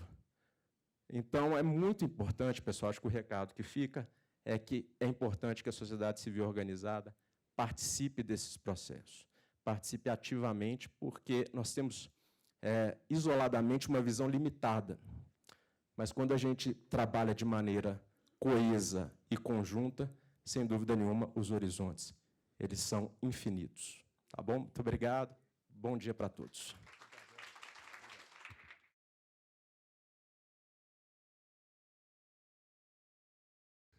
Bom dia. Queria inicialmente agradecer a Milene, a Adriana, parabenizar o convite, parabenizar a ASBEA por essa iniciativa, né? A responsabilidade grande aqui está tentando trazer um pouco da experiência de Recife, sempre numa perspectiva contra São Paulo, né? Estado, cidade, que tem outra escala. Minha ideia é justamente começar dando um pouquinho uma ideia de contexto, né? Me apresentar inicialmente. Eu tenho uma atuação no mercado privado, tive também a oportunidade de liderar um Instituto de Planejamento do município de Recife, na cidade de Recife, por cerca de 6 anos, no processo de revisão do plano diretor, e tenho atuado também no processo de desenvolvimento imobiliário, né, a partir de uma desenvolvedora que a gente estabeleceu, que está atuando no centro também. Então, tem uma série de razões, digamos assim, que terminaram por me colocar aqui, e também filiado à ASBEA, lá em Pernambuco, né? Então, minha ideia é tentar dar rapidamente um pouco de ideia de contexto, né, para vocês, eu acho que é importante. Isso leva ao processo mais específico de esvaziamento do centro do Recife. Assim, a gente sabe que existem fenômenos globais, mas a gente tem algumas particularidades também. Trazer alguns exemplos, né, das iniciativas de reabilitação, mais notadamente do Porto Digital, e do programa Recentro, e, por fim, fazer algumas reflexões finais, tentar ser bem breve nesse processo, né? Então, para poder dar um pouco de contexto, Recife é a capital mais antiga do país, né? Ao mesmo tempo, hoje tem uma população de 1,6 milhões de pessoas, numa região metropolitana de de 4 milhões. Então, assim, cabem 7,5 Recifes dentro de São Paulo, cabe cabe 3 regiões metropolitanas dentro de São Paulo e cabe 2 estados de Pernambuco dentro de São Paulo, somente em cima de população. Em 1906, a gente tinha uma população de aproximadamente 100 mil habitantes.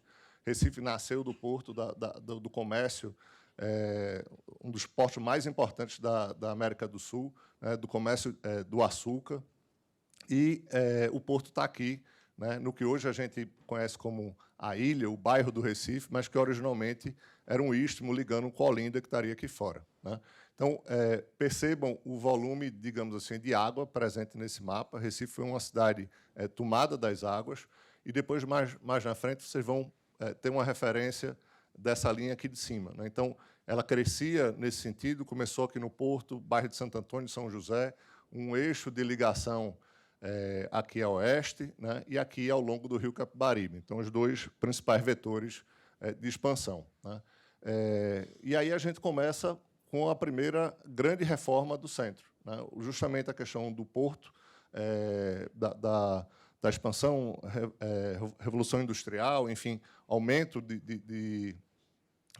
do fluxo portuário, né, de transportes, e o bairro ele veio abaixo. Essa igreja ela foi demolida, né, quando do processo de reforma do porto, né, que resultou, em parte do bairro do Recife, né, com uma influência aí francesa, construções ecléticas, né, o Recife Novo, né, que se preparava aí, aqui a Praça Barão do Rio Branco, a estátua aqui do Barão, que está exatamente aqui na convergência desses eixos, aqui de uma foto do Zeppelin, né? A gente dá um pulo, aí essa é uma outra cartografia de 1956, aqui a cidade já devia estar com cerca de uns 600 mil habitantes, então, basicamente, 40 anos, aí, um crescimento significativo. Não vou comparar com São Paulo, não, porque tenho certeza que foi maior ainda, né? Mas você percebe uma situação ainda de uma expansão ao longo daqueles eixos que eu estava apontando. Então, justamente aqui o rio Capibaribe, aqui um eixo oeste, e um começo de um desenvolvimento aqui para o sul, na orla aqui de Boa Viagem, né? E aí a gente tem, na verdade, a segunda, mais ou menos nesse período aí, uma segunda grande reforma do centro aqui no bairro de Santo Antônio. Essa imagem aqui a gente, ela girou aí do ponto de vista da referência aí de norte. A gente tem justamente os eixos, né, aquele conjunto aqui do bairro do Recife eclético, né, que é a Praça do Marco Zero, a Praça da Independência, que o conjunto da Avenida Guararapes, né, um conjunto bastante significativo, né, e que essas reformas transformaram significativamente o padrão de ocupação desses 2 bairros, né? Uma terceira reforma importante foi a abertura da Avenida Dantas Barreto, que se deu exatamente aqui nesse eixo, né? E eram reformas justamente de você modernizar o centro, de alguma forma, né? Preservou-se muita coisa, mas um novo chegava, né? Acho que isso é uma questão importante aí para a gente destacar. Então, essa reforma do conjunto da Avenida Guararapes, né, esse processo ele se deu na década de 40, né? Principalmente aqui uma imagem já da década de 60 do processo de abertura da Avenida Dantas Barreto, aqui uma outra igreja que foi demolida, né? E aqui uma foto mais recente desse conjunto. Quando a gente essas fotos são muito emblemáticas, assim. Esse é o cartão postal, esse é o retrato do centro, é a cara do centro. Qual é o centro mesmo de Recife? A Avenida Guararapes, né? Esse prédio é o prédio dos Correios. O que é que são os Correios hoje para o que era, sei lá, 50, 60, 70 anos atrás, né? Então, a gente começa a ter um pouco desse impacto, dessa perda, digamos assim, de relevância de certas funções, né? Então, mais especificamente falando do processo de esvaziamento do centro do Recife como um todo, né? As reformas até então do Porto, né, do bairro do Recife e da Avenida Guararapes foram tidas, digamos assim, como processos positivos. A partir da década de 50, inicia-se a abertura da Avenida Dantas Barreto. Ela fraturou os bairros de Santo Antônio e São José e, com isso, teve um esvaziamento, um processo de esvaziamento muito grande da população, tá? Em 1975, a gente teve uma grande cheia, né, do Capibaribe, a cidade ficou debaixo d'água. Isso mudou as dinâmicas também de destino, assim, de para onde as pessoas queriam ir. As pessoas estavam querendo fugir daquelas áreas que tinham sido alagadas. Então, isso gerou uma dinâmica muito forte no sentido de Boa Viagem. Em 1979, dentro de um movimento que não foi só em Recife, mas a gente teve um plano, né, de preservação de sítios históricos. A partir desse momento, basicamente toda essa região era patrimônio histórico, dentro de uma visão muito preservacionista. Então, cessaram investimentos, novos investimentos, que, de alguma forma, traziam algum tipo de injeção de capital, de investimentos imobiliários novos na área. Processo de obsolescência do Porto do Recife. Aquele porto que havia sido reformado na década de 1910, 1920, tá certo? Agora tem um impacto. Isso não foi só em Recife, em São Paulo especificamente não tem porto aqui na cidade, mas, naturalmente, outras cidades portuárias tiveram esse mesmo fenômeno. Você tem os grandes navios, containers, enfim, há uma migração desse fluxo logístico para Suape, que é um porto moderno, de maior porte a sul, né? Também em 1980, e aí de 75 a 80 é quando esse processo ele muda, né? Tem uma inflexão. Você teve, por exemplo, a inauguração do Shopping Center Recife, que chegou a ser o maior da América Latina por um bom tempo, né? Em Boa Viagem também. 1980 e 1982, a primeira perimetral, que é exatamente aquela linha que eu tinha colocado antes, vai ficar mais claro depois, que faz com que você não precise mais ir ao centro, você consegue passar ao largo do centro, né? Questões mais globais, processo de reestruturação das empresas, enfim, globalização e tudo mais, e, mais recentemente, a questão do crescimento do comércio virtual. Então, o que é que acontece, né? Aqui está o bairro do Recife, Santo Antônio, aqui é Boa Vista, aqui eram os pontos, digamos assim, de concentração das atividades, principalmente de serviço, né? Há uma migração desse movimento, principalmente aqui ao longo dessa primeira perimetral, da Agamenon Magalhães. Isso é o que é considerado hoje o centro expandido. Aqui a gente tem as áreas de comércio tradicionais, popular, etc. e tal, mas a cidade ela cresce, né? Ela se expande. E, na verdade, Recife hoje é uma cidade que não cabe em si. Assim, basicamente, o que não está ocupado é a área de restrição ambiental, né? E aí você tem um movimento ainda de, basicamente, tudo quanto é linha de ônibus vai para o centro, mas o que é que as pessoas vão fazer no centro, né? Então, algumas iniciativas de reabilitação do centro do Recife, a gente consegue destacar já ainda a partir da década de 80. Né? 1987, 1988, o ex-prefeito, ex-governador Jarbas Vasconcelos, assim, sempre teve um papel muito importante nesse sentido, estabeleceu um primeiro plano de reabilitação e uma criação digamos assim, de uma governança específica no centro. Acho que esse é um ponto específico, tá certo? A gente não tem, pela nossa escala, a gente não tem subprefeituras, mas é uma situação de você ter uma governança mais específica para o centro como um ponto positivo. Depois, numa segunda gestão, questões mais, digamos assim, turísticas, de gerar uma atração de uma atividade no centro. Em 97, é criada um plano específico que criou incentivos fiscais. Tá certo? Esses incentivos fiscais, historicamente, não fizeram nada, assim, não mexeram nada. Tá certo? Em 2000, a criação do Porto Digital, mesmo ator aqui, Jarbas Vasconcelos, como governador do Estado, né, propõe, e o grande diferencial é a redução de ISS para 2% para empresas de tecnologia e inovação. De 2000 a 2010, muitas intervenções provenientes do programa Monumenta BID e, mais recentemente, a iniciativa do Recentro. Então, vou dar uma passada aqui muito rápida, assim, somente para dar uma ilustrada. Rua do Bom Jesus, década de 90, né, assim, muitos bares, etc. e tal. Praça do Marco Zero, ano 2000. Né, então, uma mudança completa da configuração da praça e que virou o ponto de encontro, o ponto do carnaval, o ponto onde as pessoas se encontram da cidade, né? Então, há uma questão de uma apropriação do bairro do Recife, de uma valorização do patrimônio histórico. Diversas instituições culturais foram abertas, aí o Paço do Frevo, né, o Museu Cais do Sertão, aqui do Brasil Arquitetura, intervenções no espaço público, a pedestrianização, a requalificação de um daqueles eixos da Avenida Rio Branco, né? Projeto da Flávia Pessoa de Mello, requalificação dos armazéns, a frente da água, que era Porto, ela passou a ter um acesso público, né? E aí você tem o projeto Porto Novo, né? Inicialmente com a questão dos galpões. Então, diversos investimentos, principalmente por parte do poder público, vieram sendo feitos desde a década de 90 até hoje, né? Então, isso vai gerando uma situação de um acúmulo. Mas qual é, eu acho que a principal transformação, assim, digamos, o principal vetor de dinâmica aí no centro? Foi justamente a questão do Porto Digital, né? Quem somos? Vou passar aqui um vídeo rapidinho para poder dar um contexto aqui. O som, por favor. Som. A ilha no Som. centro do Recife transborda pela cidade.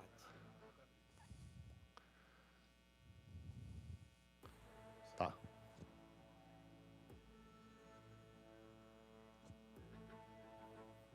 Nós somos um lugar, Vou uma aumentar ilha um no pouquinho. centro do Recife que transborda pela cidade, conectando o mar aos rios, o antigo ao novo. Conectando centenas de empresas de tecnologia e economia criativa a clientes por todo o mundo. Nós somos pessoas inquietas, criativas, empreendedoras, conectadas umas às outras através desse lugar, para as inquietações ganharem força, para a criatividade ganhar asas, para os empreendimentos ganharem o mundo. Nós somos negócios, startups, estudos criativos, coletivos, coworkings, freelancers, empreendedores e muitas oportunidades. Tudo acontecendo ao mesmo tempo no centro do Recife, presencialmente, remotamente e indefinidamente. Você pode trabalhar aqui, investir aqui, contratar quem está aqui. Você pode trazer sua empresa para cá. Quando nossas conexões acontecem, não há limites para o que você pode fazer. Porto Digital, onde as conexões acontecem.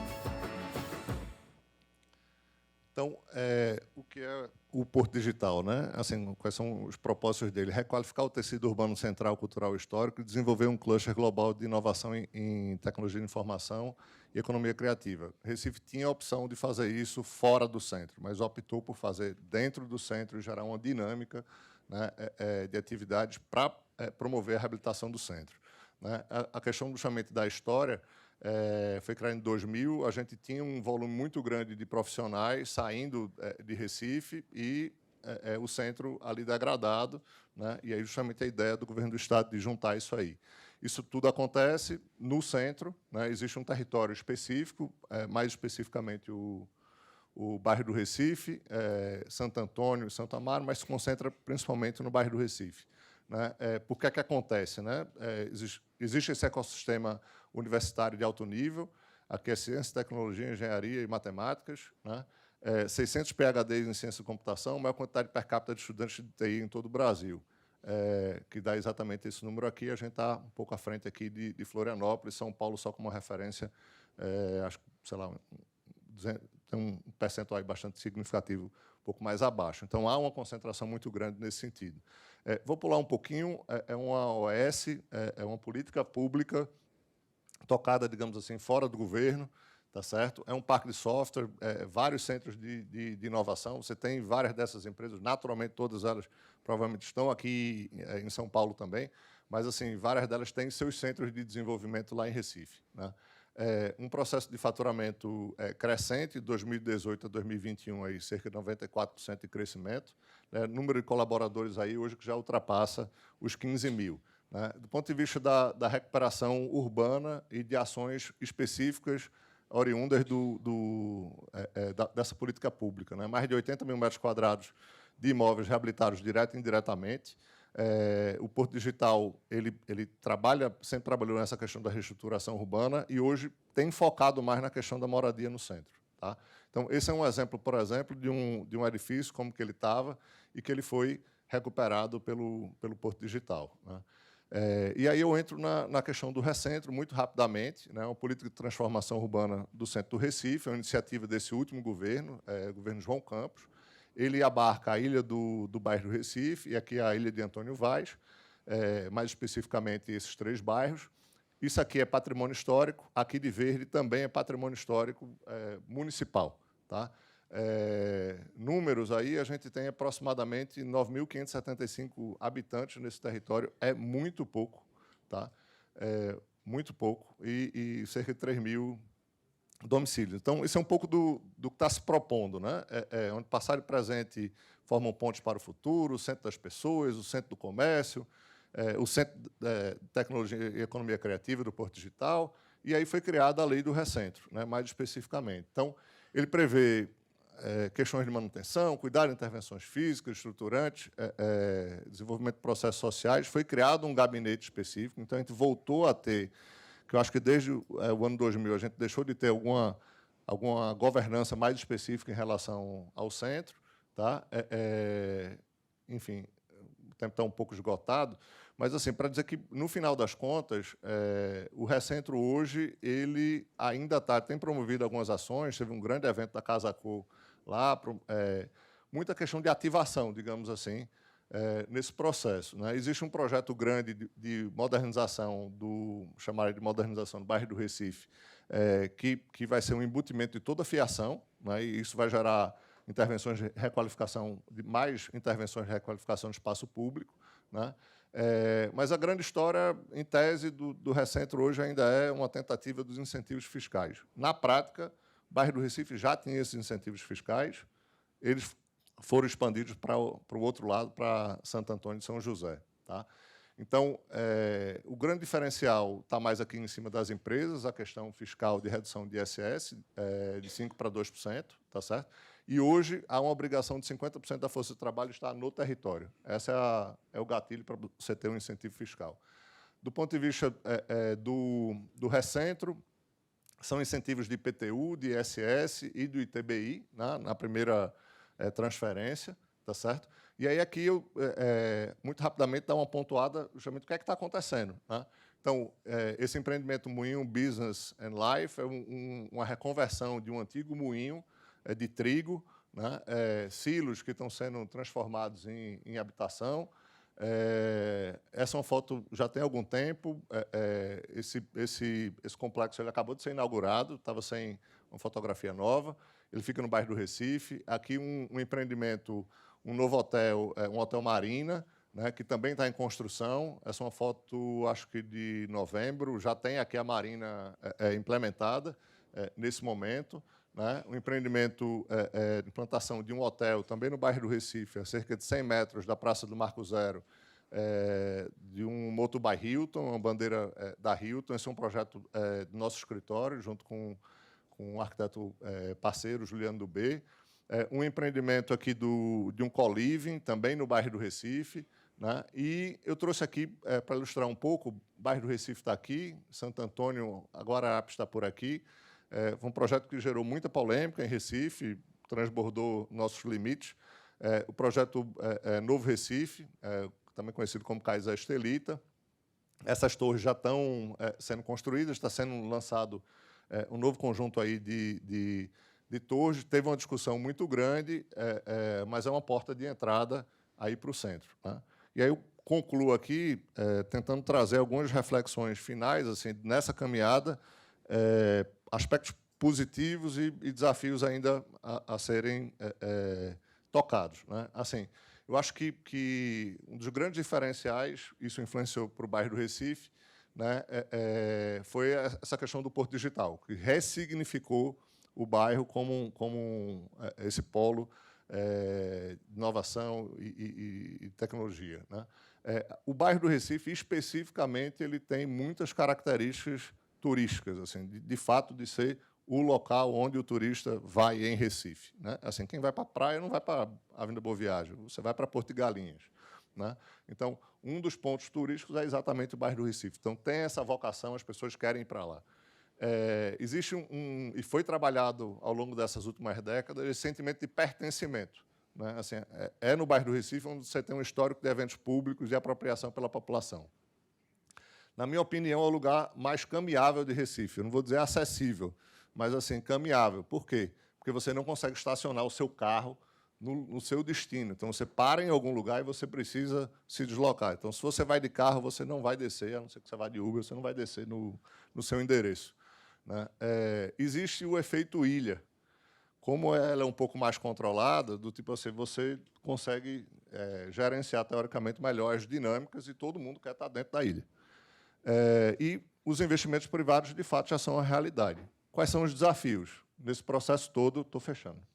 Nesse processo todo, a gente não tinha conseguido até então atrair habitação, tá certo? A gente está conseguindo, na verdade, agora, atrair uma habitação temporária, né? São hotéis, um novo centro hoteleiro, assim, futuramente, vocês forem para Recife, vocês não vão ficar mais em Boa Viagem, vocês vão querer ficar no bairro do Recife. Os melhores hotéis vão estar lá.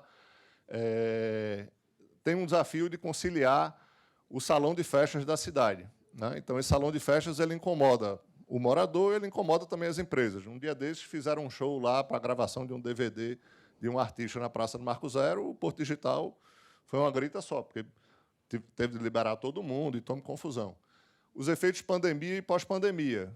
Essa foi a área da cidade, talvez, que sofreu mais, porque se tem uma atividade econômica que dá para você trabalhar remoto, é o setor de tecnologia de informação, tá certo? E aí o comércio local sofreu. Então, essa é uma questão importante. Zeladoria, segurança, enfim, dentro do conceito que Fajardo colocou de gestão urbana, continuam sendo também dos pontos mais cobrados, né? E a necessidade de a gente implementar os instrumentos urbanísticos, isso está no caminho. Santo Antônio, esse é o meu último slide. Do ponto de vista de ativos, a gente tem a qualidade arquitetônica do conjunto, o porte tipológico, o volume de estoque edificado ocioso, para poder você promover essa transformação. Mas quais são os desafios? Necessita de uma intervenção de maior porte, transformadora e coordenada. Existe uma situação, como eu estava colocando, todos os ônibus da cidade, se brincar, passam por essa danada dessa avenida, e ninguém gosta de morar num corredor de transporte. Então, isso é uma coisa complexa. E todo o processo de decadência, né, do comércio, das atividades econômicas, e isso termina gerando uma alta incidência de comércio informal à população de rua. Imagino que esse é um problema que vocês têm aqui também, e é um desafio que ele precisa ser, de certa forma, encarado. Estava comentando justamente com o Roberto antes, valor é desejo, ninguém quer determinadas coisas. É complexo, é um tema sensível, né? Mas, assim, investir no centro significa desejar estar no centro. E tem certas coisas que geram, enfim, dúvidas sobre a questão do investimento. Eu termino esse meu último slide. Esse é um verso aí do Carlos Pena Filho, né? Metade roubada ao mar, metade da imaginação, pois é do sonho dos homens que uma cidade se inventa, ele falando do Recife, e, nesse caso, o nosso centro, de como que a gente reinventa. Então, a gente precisa sonhar como é que a gente reinventa nosso centro. Muito obrigado. Desculpe o alongamento.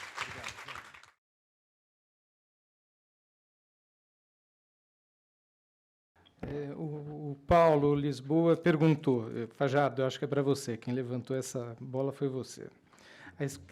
A esquizofrenia da legislação urbana necessita de um divã? Quem seria o analista desse paciente? Pode o legislador ter esse papel? Pio versus requalificação. Pio versus requalifica. Para você. Obrigado. Eu, infelizmente, não tenho condições de comentar sobre o Pio e o requalifica. Eu acho que esse analista é um pouco... É um divã coletivo, né? É quase um swing de divã. A gente precisa, de fato, acho que olhando até para esse painel, ver algumas iniciativas importantes, né? Então, você vê, no caso de Belo Horizonte, uma estrutura de governança que está na sociedade civil. Acho que isso é muito importante. A gente não tem esses cases ocorrendo comumente no Brasil. Você vê, no caso de Recife, uma experiência bem-sucedida e longeva do ponto de vista de desenvolvimento de educação, de capital humano. Eu acho que o problema continua na questão da moradia e de como produzir essa moradia em edifícios existentes. Aí eu acho que é a hora que a gente fica, de fato, esquizofrênico, porque na hora que você vai reformar uma edificação, você licencia como se fosse um terreno. Então, o que eu fiz lá no Rio foi desregulamentar radicalmente a reforma do centro.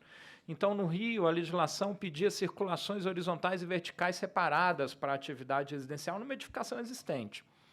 Então, acho que é um princípio jurídico, e eu argumentava isso muito lá, que o edifício, para ser produzido, ele passa por um processo de licenciamento, que é um processo de atender à regulação.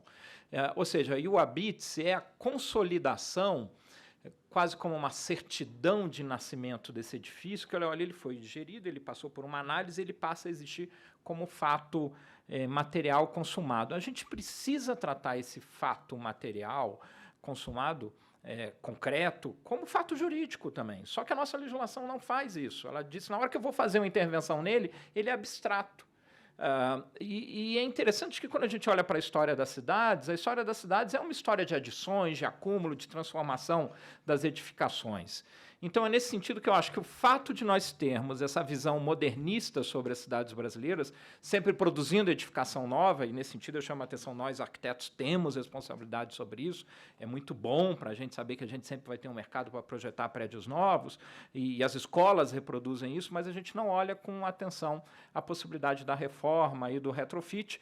Paradoxalmente, é um campo de atuação de muitos profissionais, né, que atuam, entretanto, numa escala mais micro dentro da reforma, fazendo a unidade domiciliar dentro da reforma. Tem uma complexidade que é de caráter econômico, que é da nossa estrutura de propriedade. Então, a propriedade, por nosso histórico inflacionário, ela é muito fracionada. Então, daí vem, novamente, as maluquices da nossa realidade da legislação. Eu não posso ver a estrutura de propriedade das áreas centrais. É entendido como sigilo fiscal. Então, eu não consigo... você imagine, numa edificação de grande massa construída, cada salinha comercial tem um proprietário, e eles tinham que votar de uma maneira unânime para poder fazer aquela alteração de uso. Essa é uma característica de poucas sociedades, é muito comum na nossa economia imobiliária isso. Então, quando isso ficou bem evidente para mim, eu chamei o senador lá do Rio, Carlos Portinho, e falei assim, olha, vamos almoçar, e eu contei isso para ele, e ele, felizmente, conseguiu alterar isso. Esse parâmetro mudou recentemente, e isso foi uma provocação nossa lá do Rio para que isso pudesse ser mudado. Agora, eu acho que é fundamental que a gente possa aprofundar, e é uma matéria, eu acho absolutamente interessante do ponto de vista de pensamento e de imaginação urbanística, se a gente conseguisse trazer mais aspectos econômicos para isso. E até do ponto de vista de legislação, a gente, por exemplo, a gente fala de áreas de especial interesse social, mas a gente não consegue apontar uma edificação como edificação de interesse social, por exemplo. Alguma maneira que a gente pudesse acelerar esse tema do retrofit. Rajado, deixa eu só fazer um recorte. Claro. A gente não tem muito tempo. Você está em alta aqui, todas as perguntas são para você. Mas eu vou propor o seguinte... Eu sou meio obcecado com esse assunto, então vocês me perdoem. Não, mas aí é assim, mas você é generoso também. Então, eu vou fazer assim, vou pegar uma pergunta, eu vou dirigir para o João, outra eu vou dirigir para o Elvis e outra eu vou falar. Mas você dá a sua pincelada também, porque as pessoas dirigiram para isso. Pode ser assim? Claro, deve. Então, seguinte, Elvis, a pergunta eu acho que tem a ver contigo. Como lidar com as políticas de uma forma mais técnica? Quer dizer, como é que a gente consegue superar as questões urbanísticas em termos ideológicos, né? Você colocou isso. Quem perguntou foi o Henrique Mélega. Tá, vamos lá. É um desafio, né? Ainda mais nos tempos de hoje, mas nós temos que partir do princípio. Hoje nós temos muitas certezas, né? Quando a gente senta numa roda para discutir determinados assuntos, todo mundo está certo e seguro de que caminho seguir, de onde tomar. Então, num projeto como o CODES, por exemplo, a gente faz o contrário. A gente parte da premissa de que a gente não tem certeza nenhuma, a gente precisa discutir e construir esse caminho conjuntamente. Então, a partir disso, você começa a quebrar um pouco essa resistência por parte de todos os atores. Porque a gente não tem resistência só por parte do poder público, né? Às vezes do agente político que acha que como ele é o titular da política pública, isso precisa ser respeitado, mas que só ele pode colocar ali a visão dele para a sociedade. Mas a gente também tem esse problema do lado de cá do balcão, né? Os nossos parceiros, por vezes, têm opiniões muito fortes e muito seguras de que é aquele caminho que deve ser seguido. Então, acho que nós precisamos realmente nos despir dessas certezas, né, de tudo aquilo que a gente acha que deve ser o caminho a ser seguido, para que a gente faça isso conjuntamente. Acho que, a partir daí, é o primeiro passo para uma construção conjunta e que, de fato, seja apropriado por todos os atores. Tá. João, tem uma pergunta que ela foi dirigida para São Paulo, mas eu acho que você até comentou. A Melima, do CAU, ela pergunta o seguinte: o centro de São Paulo, onde circulam diariamente mais de 2 milhões de pessoas, como devem ser tratadas as calçadas, em termos de legislação, manutenção, normatização? Quer dizer, ainda que exista uma diferença de escala, como é que vocês trataram disso em Recife? Isso foi um objeto específico? Os calçadões, eu vi que vocês criaram ali umas áreas de passeio. Veja, a gente existe algumas ações específicas de pedestrianização de algumas vias, enfim, justamente para você não só priorizar o pedestre, gerar a condição de acessibilidade, né, mas também gerar uma requalificação do espaço público. Regra geral, há sempre uma polêmica sobre quem é a responsabilidade da calçada, se era do proprietário ou se é do poder público, né? Existe hoje, já há alguns anos, um programa muito grande, assim, justamente de requalificação das calçadas, o poder público assumindo para ele e requalificando mesmo para poder você garantir essa qualidade em escala. Fajardo, a última é para nós dois, mas vai você e eu depois entro. Na experiência, quem fez foi o Caio Mario, das BEA. Na experiência internacional, quais são as melhores ou mais bem-sucedidas soluções de captação do interesse de agentes financeiros, fundos, bancos, entre outros? E quais as possibilidades para o Brasil? Vamos lá. Do ponto de vista internacional, algumas cidades conseguiram muito êxito em atrair moradores, né? O caso da cidade de Boston, eu estava lá, até Boston fez também intervenções na infraestrutura, no espaço público, mas também um grande estímulo à produção. Um pouco o Porto Maravilha até se inspirou nesse modelo também. Tem o caso de Melbourne, que também é muito interessante. Em todos esses casos, é uma operação no longo tempo. Ninguém fez isso em 4 anos, em um prefeito. Foram 15, 20 anos. Tá? Então, entra de novo no tema da governança. Essas cidades conseguiram uma estrutura de governança para fazer isso. Hoje existe um caos generalizado sobre o tema dos espaços de escritório. Então, já tem estudos acadêmicos falando do Office Space Apocalypse, ou seja, espaços corporativos que, do ponto de vista de economia imobiliária, sempre foram propulsores do desenvolvimento das cidades, estão hoje ociosos, e isso tem a ver com o trabalho remoto. Então, eu acho que é muito interessante que no Brasil nós estejamos aqui, várias cidades, né, nesse movimento. Quando você olha hoje para as cidades norte-americanas, ninguém sabe o que fazer em São Francisco, em Nova York, e curiosamente, a gente aqui tem intensificado essa discussão. O que parece para mim muito claro essa ideia do Central Business District, essa ideia do centro de negócios, acho que ela acabou. Então, a gente precisa, de fato, começar a trazer mais moradia e, do mesmo modo, a consequência disso, muito provavelmente, a gente vai ter mais oferta de trabalho também nos bairros. Então, as nossas cidades, acho que no final do século XXI, vão ser muito mais parecidas como eram no final do século XIX, com bastante mistura de usos. Só em caráter complementar o que ele falou, existe uma questão do sistema financeiro que é onde ele ganha. Se você tem uma produção que vai te dar uma rentabilidade, se o setor produtivo é interessante para o sistema financeiro entrar, ele vai botar dinheiro no setor produtivo.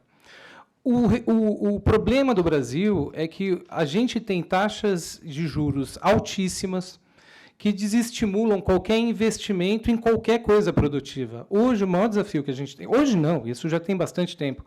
O maior desafio que se tem no Brasil é você tirar o sistema produtivo e, bem entendido, a indústria da construção civil, de uma certa situação de refém dos bancos.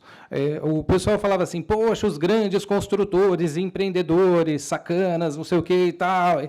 E hoje você pega grandes construtores, às vezes, que estão fazendo coisas enormes, com margens de ganho super pequenas e extremamente alavancados, que é recurso, é empréstimo bancário. Muitas empresas grandes que a gente fala assim, poxa, lá a força está rolando. E eles estão com níveis de dívida, de endividamento altíssimo. Então, a gente tem um problema, sim, de trazer os recursos do sistema financeiro para esse tipo de operação. Isso é um fato concreto. E é uma coisa que a gente tem que enfrentar. Agora, quando a gente pensa... isso não é só para a gente ficar chorando aqui, né? Tem as possibilidades. Existem, sim, agentes do setor financeiro que olham para esse tipo de inovação urbana. A cidade é um campo de investimento que pode acontecer. Então, é óbvio que a gente vai ter que construir um caminho que está absolutamente aberto e repleto de desafios. Se você me permite, é muito rápido. Acho que uma boa conclusão desse nosso dia aqui é começar a imaginar um Minha Casa Minha Vida centro, ou seja, soluções de financiamento que venham da Caixa com foco nesse território central. Da mesma maneira, a gente precisa ter o BNDES discutindo isso mais, porque também qualquer movimento que o BNDES faça muda também esse cenário. E agora, a complexidade é a nossa estrutura de propriedade, que aí é de fato muito fragmentada. A gente, infelizmente, não tem edifícios com um CPF. Os edifícios têm centenas, às vezes milhares de CPFs. Então, a gente tem que olhar isso com lupa para achar uma solução. Será que a gente precisa começar a falar de fundos imobiliários, fundos de investimento imobiliários públicos, fundos de investimento imobiliários sociais? A gente, por outro lado, tem muita criatividade no setor privado, inclusive empresas da área digital atuando, Quinto Andar, Loft, UK, etc. Ou seja, um conjunto expressivo de inventividade no Brasil do ponto de vista de real estate. Agora, a gente não está conseguindo alocar essa criatividade nas áreas centrais e a gente também não tem conseguido trazer o olhar do governo para isso. Me preocupa muito que a gente tem aí, tá, dia 14 é o lançamento do Minha Casa Minha Vida, e a gente, apesar de nessa sala cheia, essa curiosidade sobre as áreas centrais, a gente, na verdade, vai colocar dinheiro de novo na expansão da cidade. Rapidinho, eu já tinha pedido uma intervenção aqui e Fajardo levantou a bola. Qualquer projeto de reabilitação de áreas centrais, ele tende a passar por algum volume de capital concessional. O capital concessional que a gente tem está na habitação. Tá certo? Agora, a gente não consegue competir com esse capital concessional para as periferias urbanas, você continuar no modelo de Minha Casa Minha Vida de expansão. Ele precisa ser direcionado para o centro, né? Aproveitando também, a gente está trabalhando atualmente, foi contratado, o BNDES está fazendo um estudo de reabilitação de áreas centrais, né? Está usando o Recife como um case, como um piloto, digamos assim, desse estudo.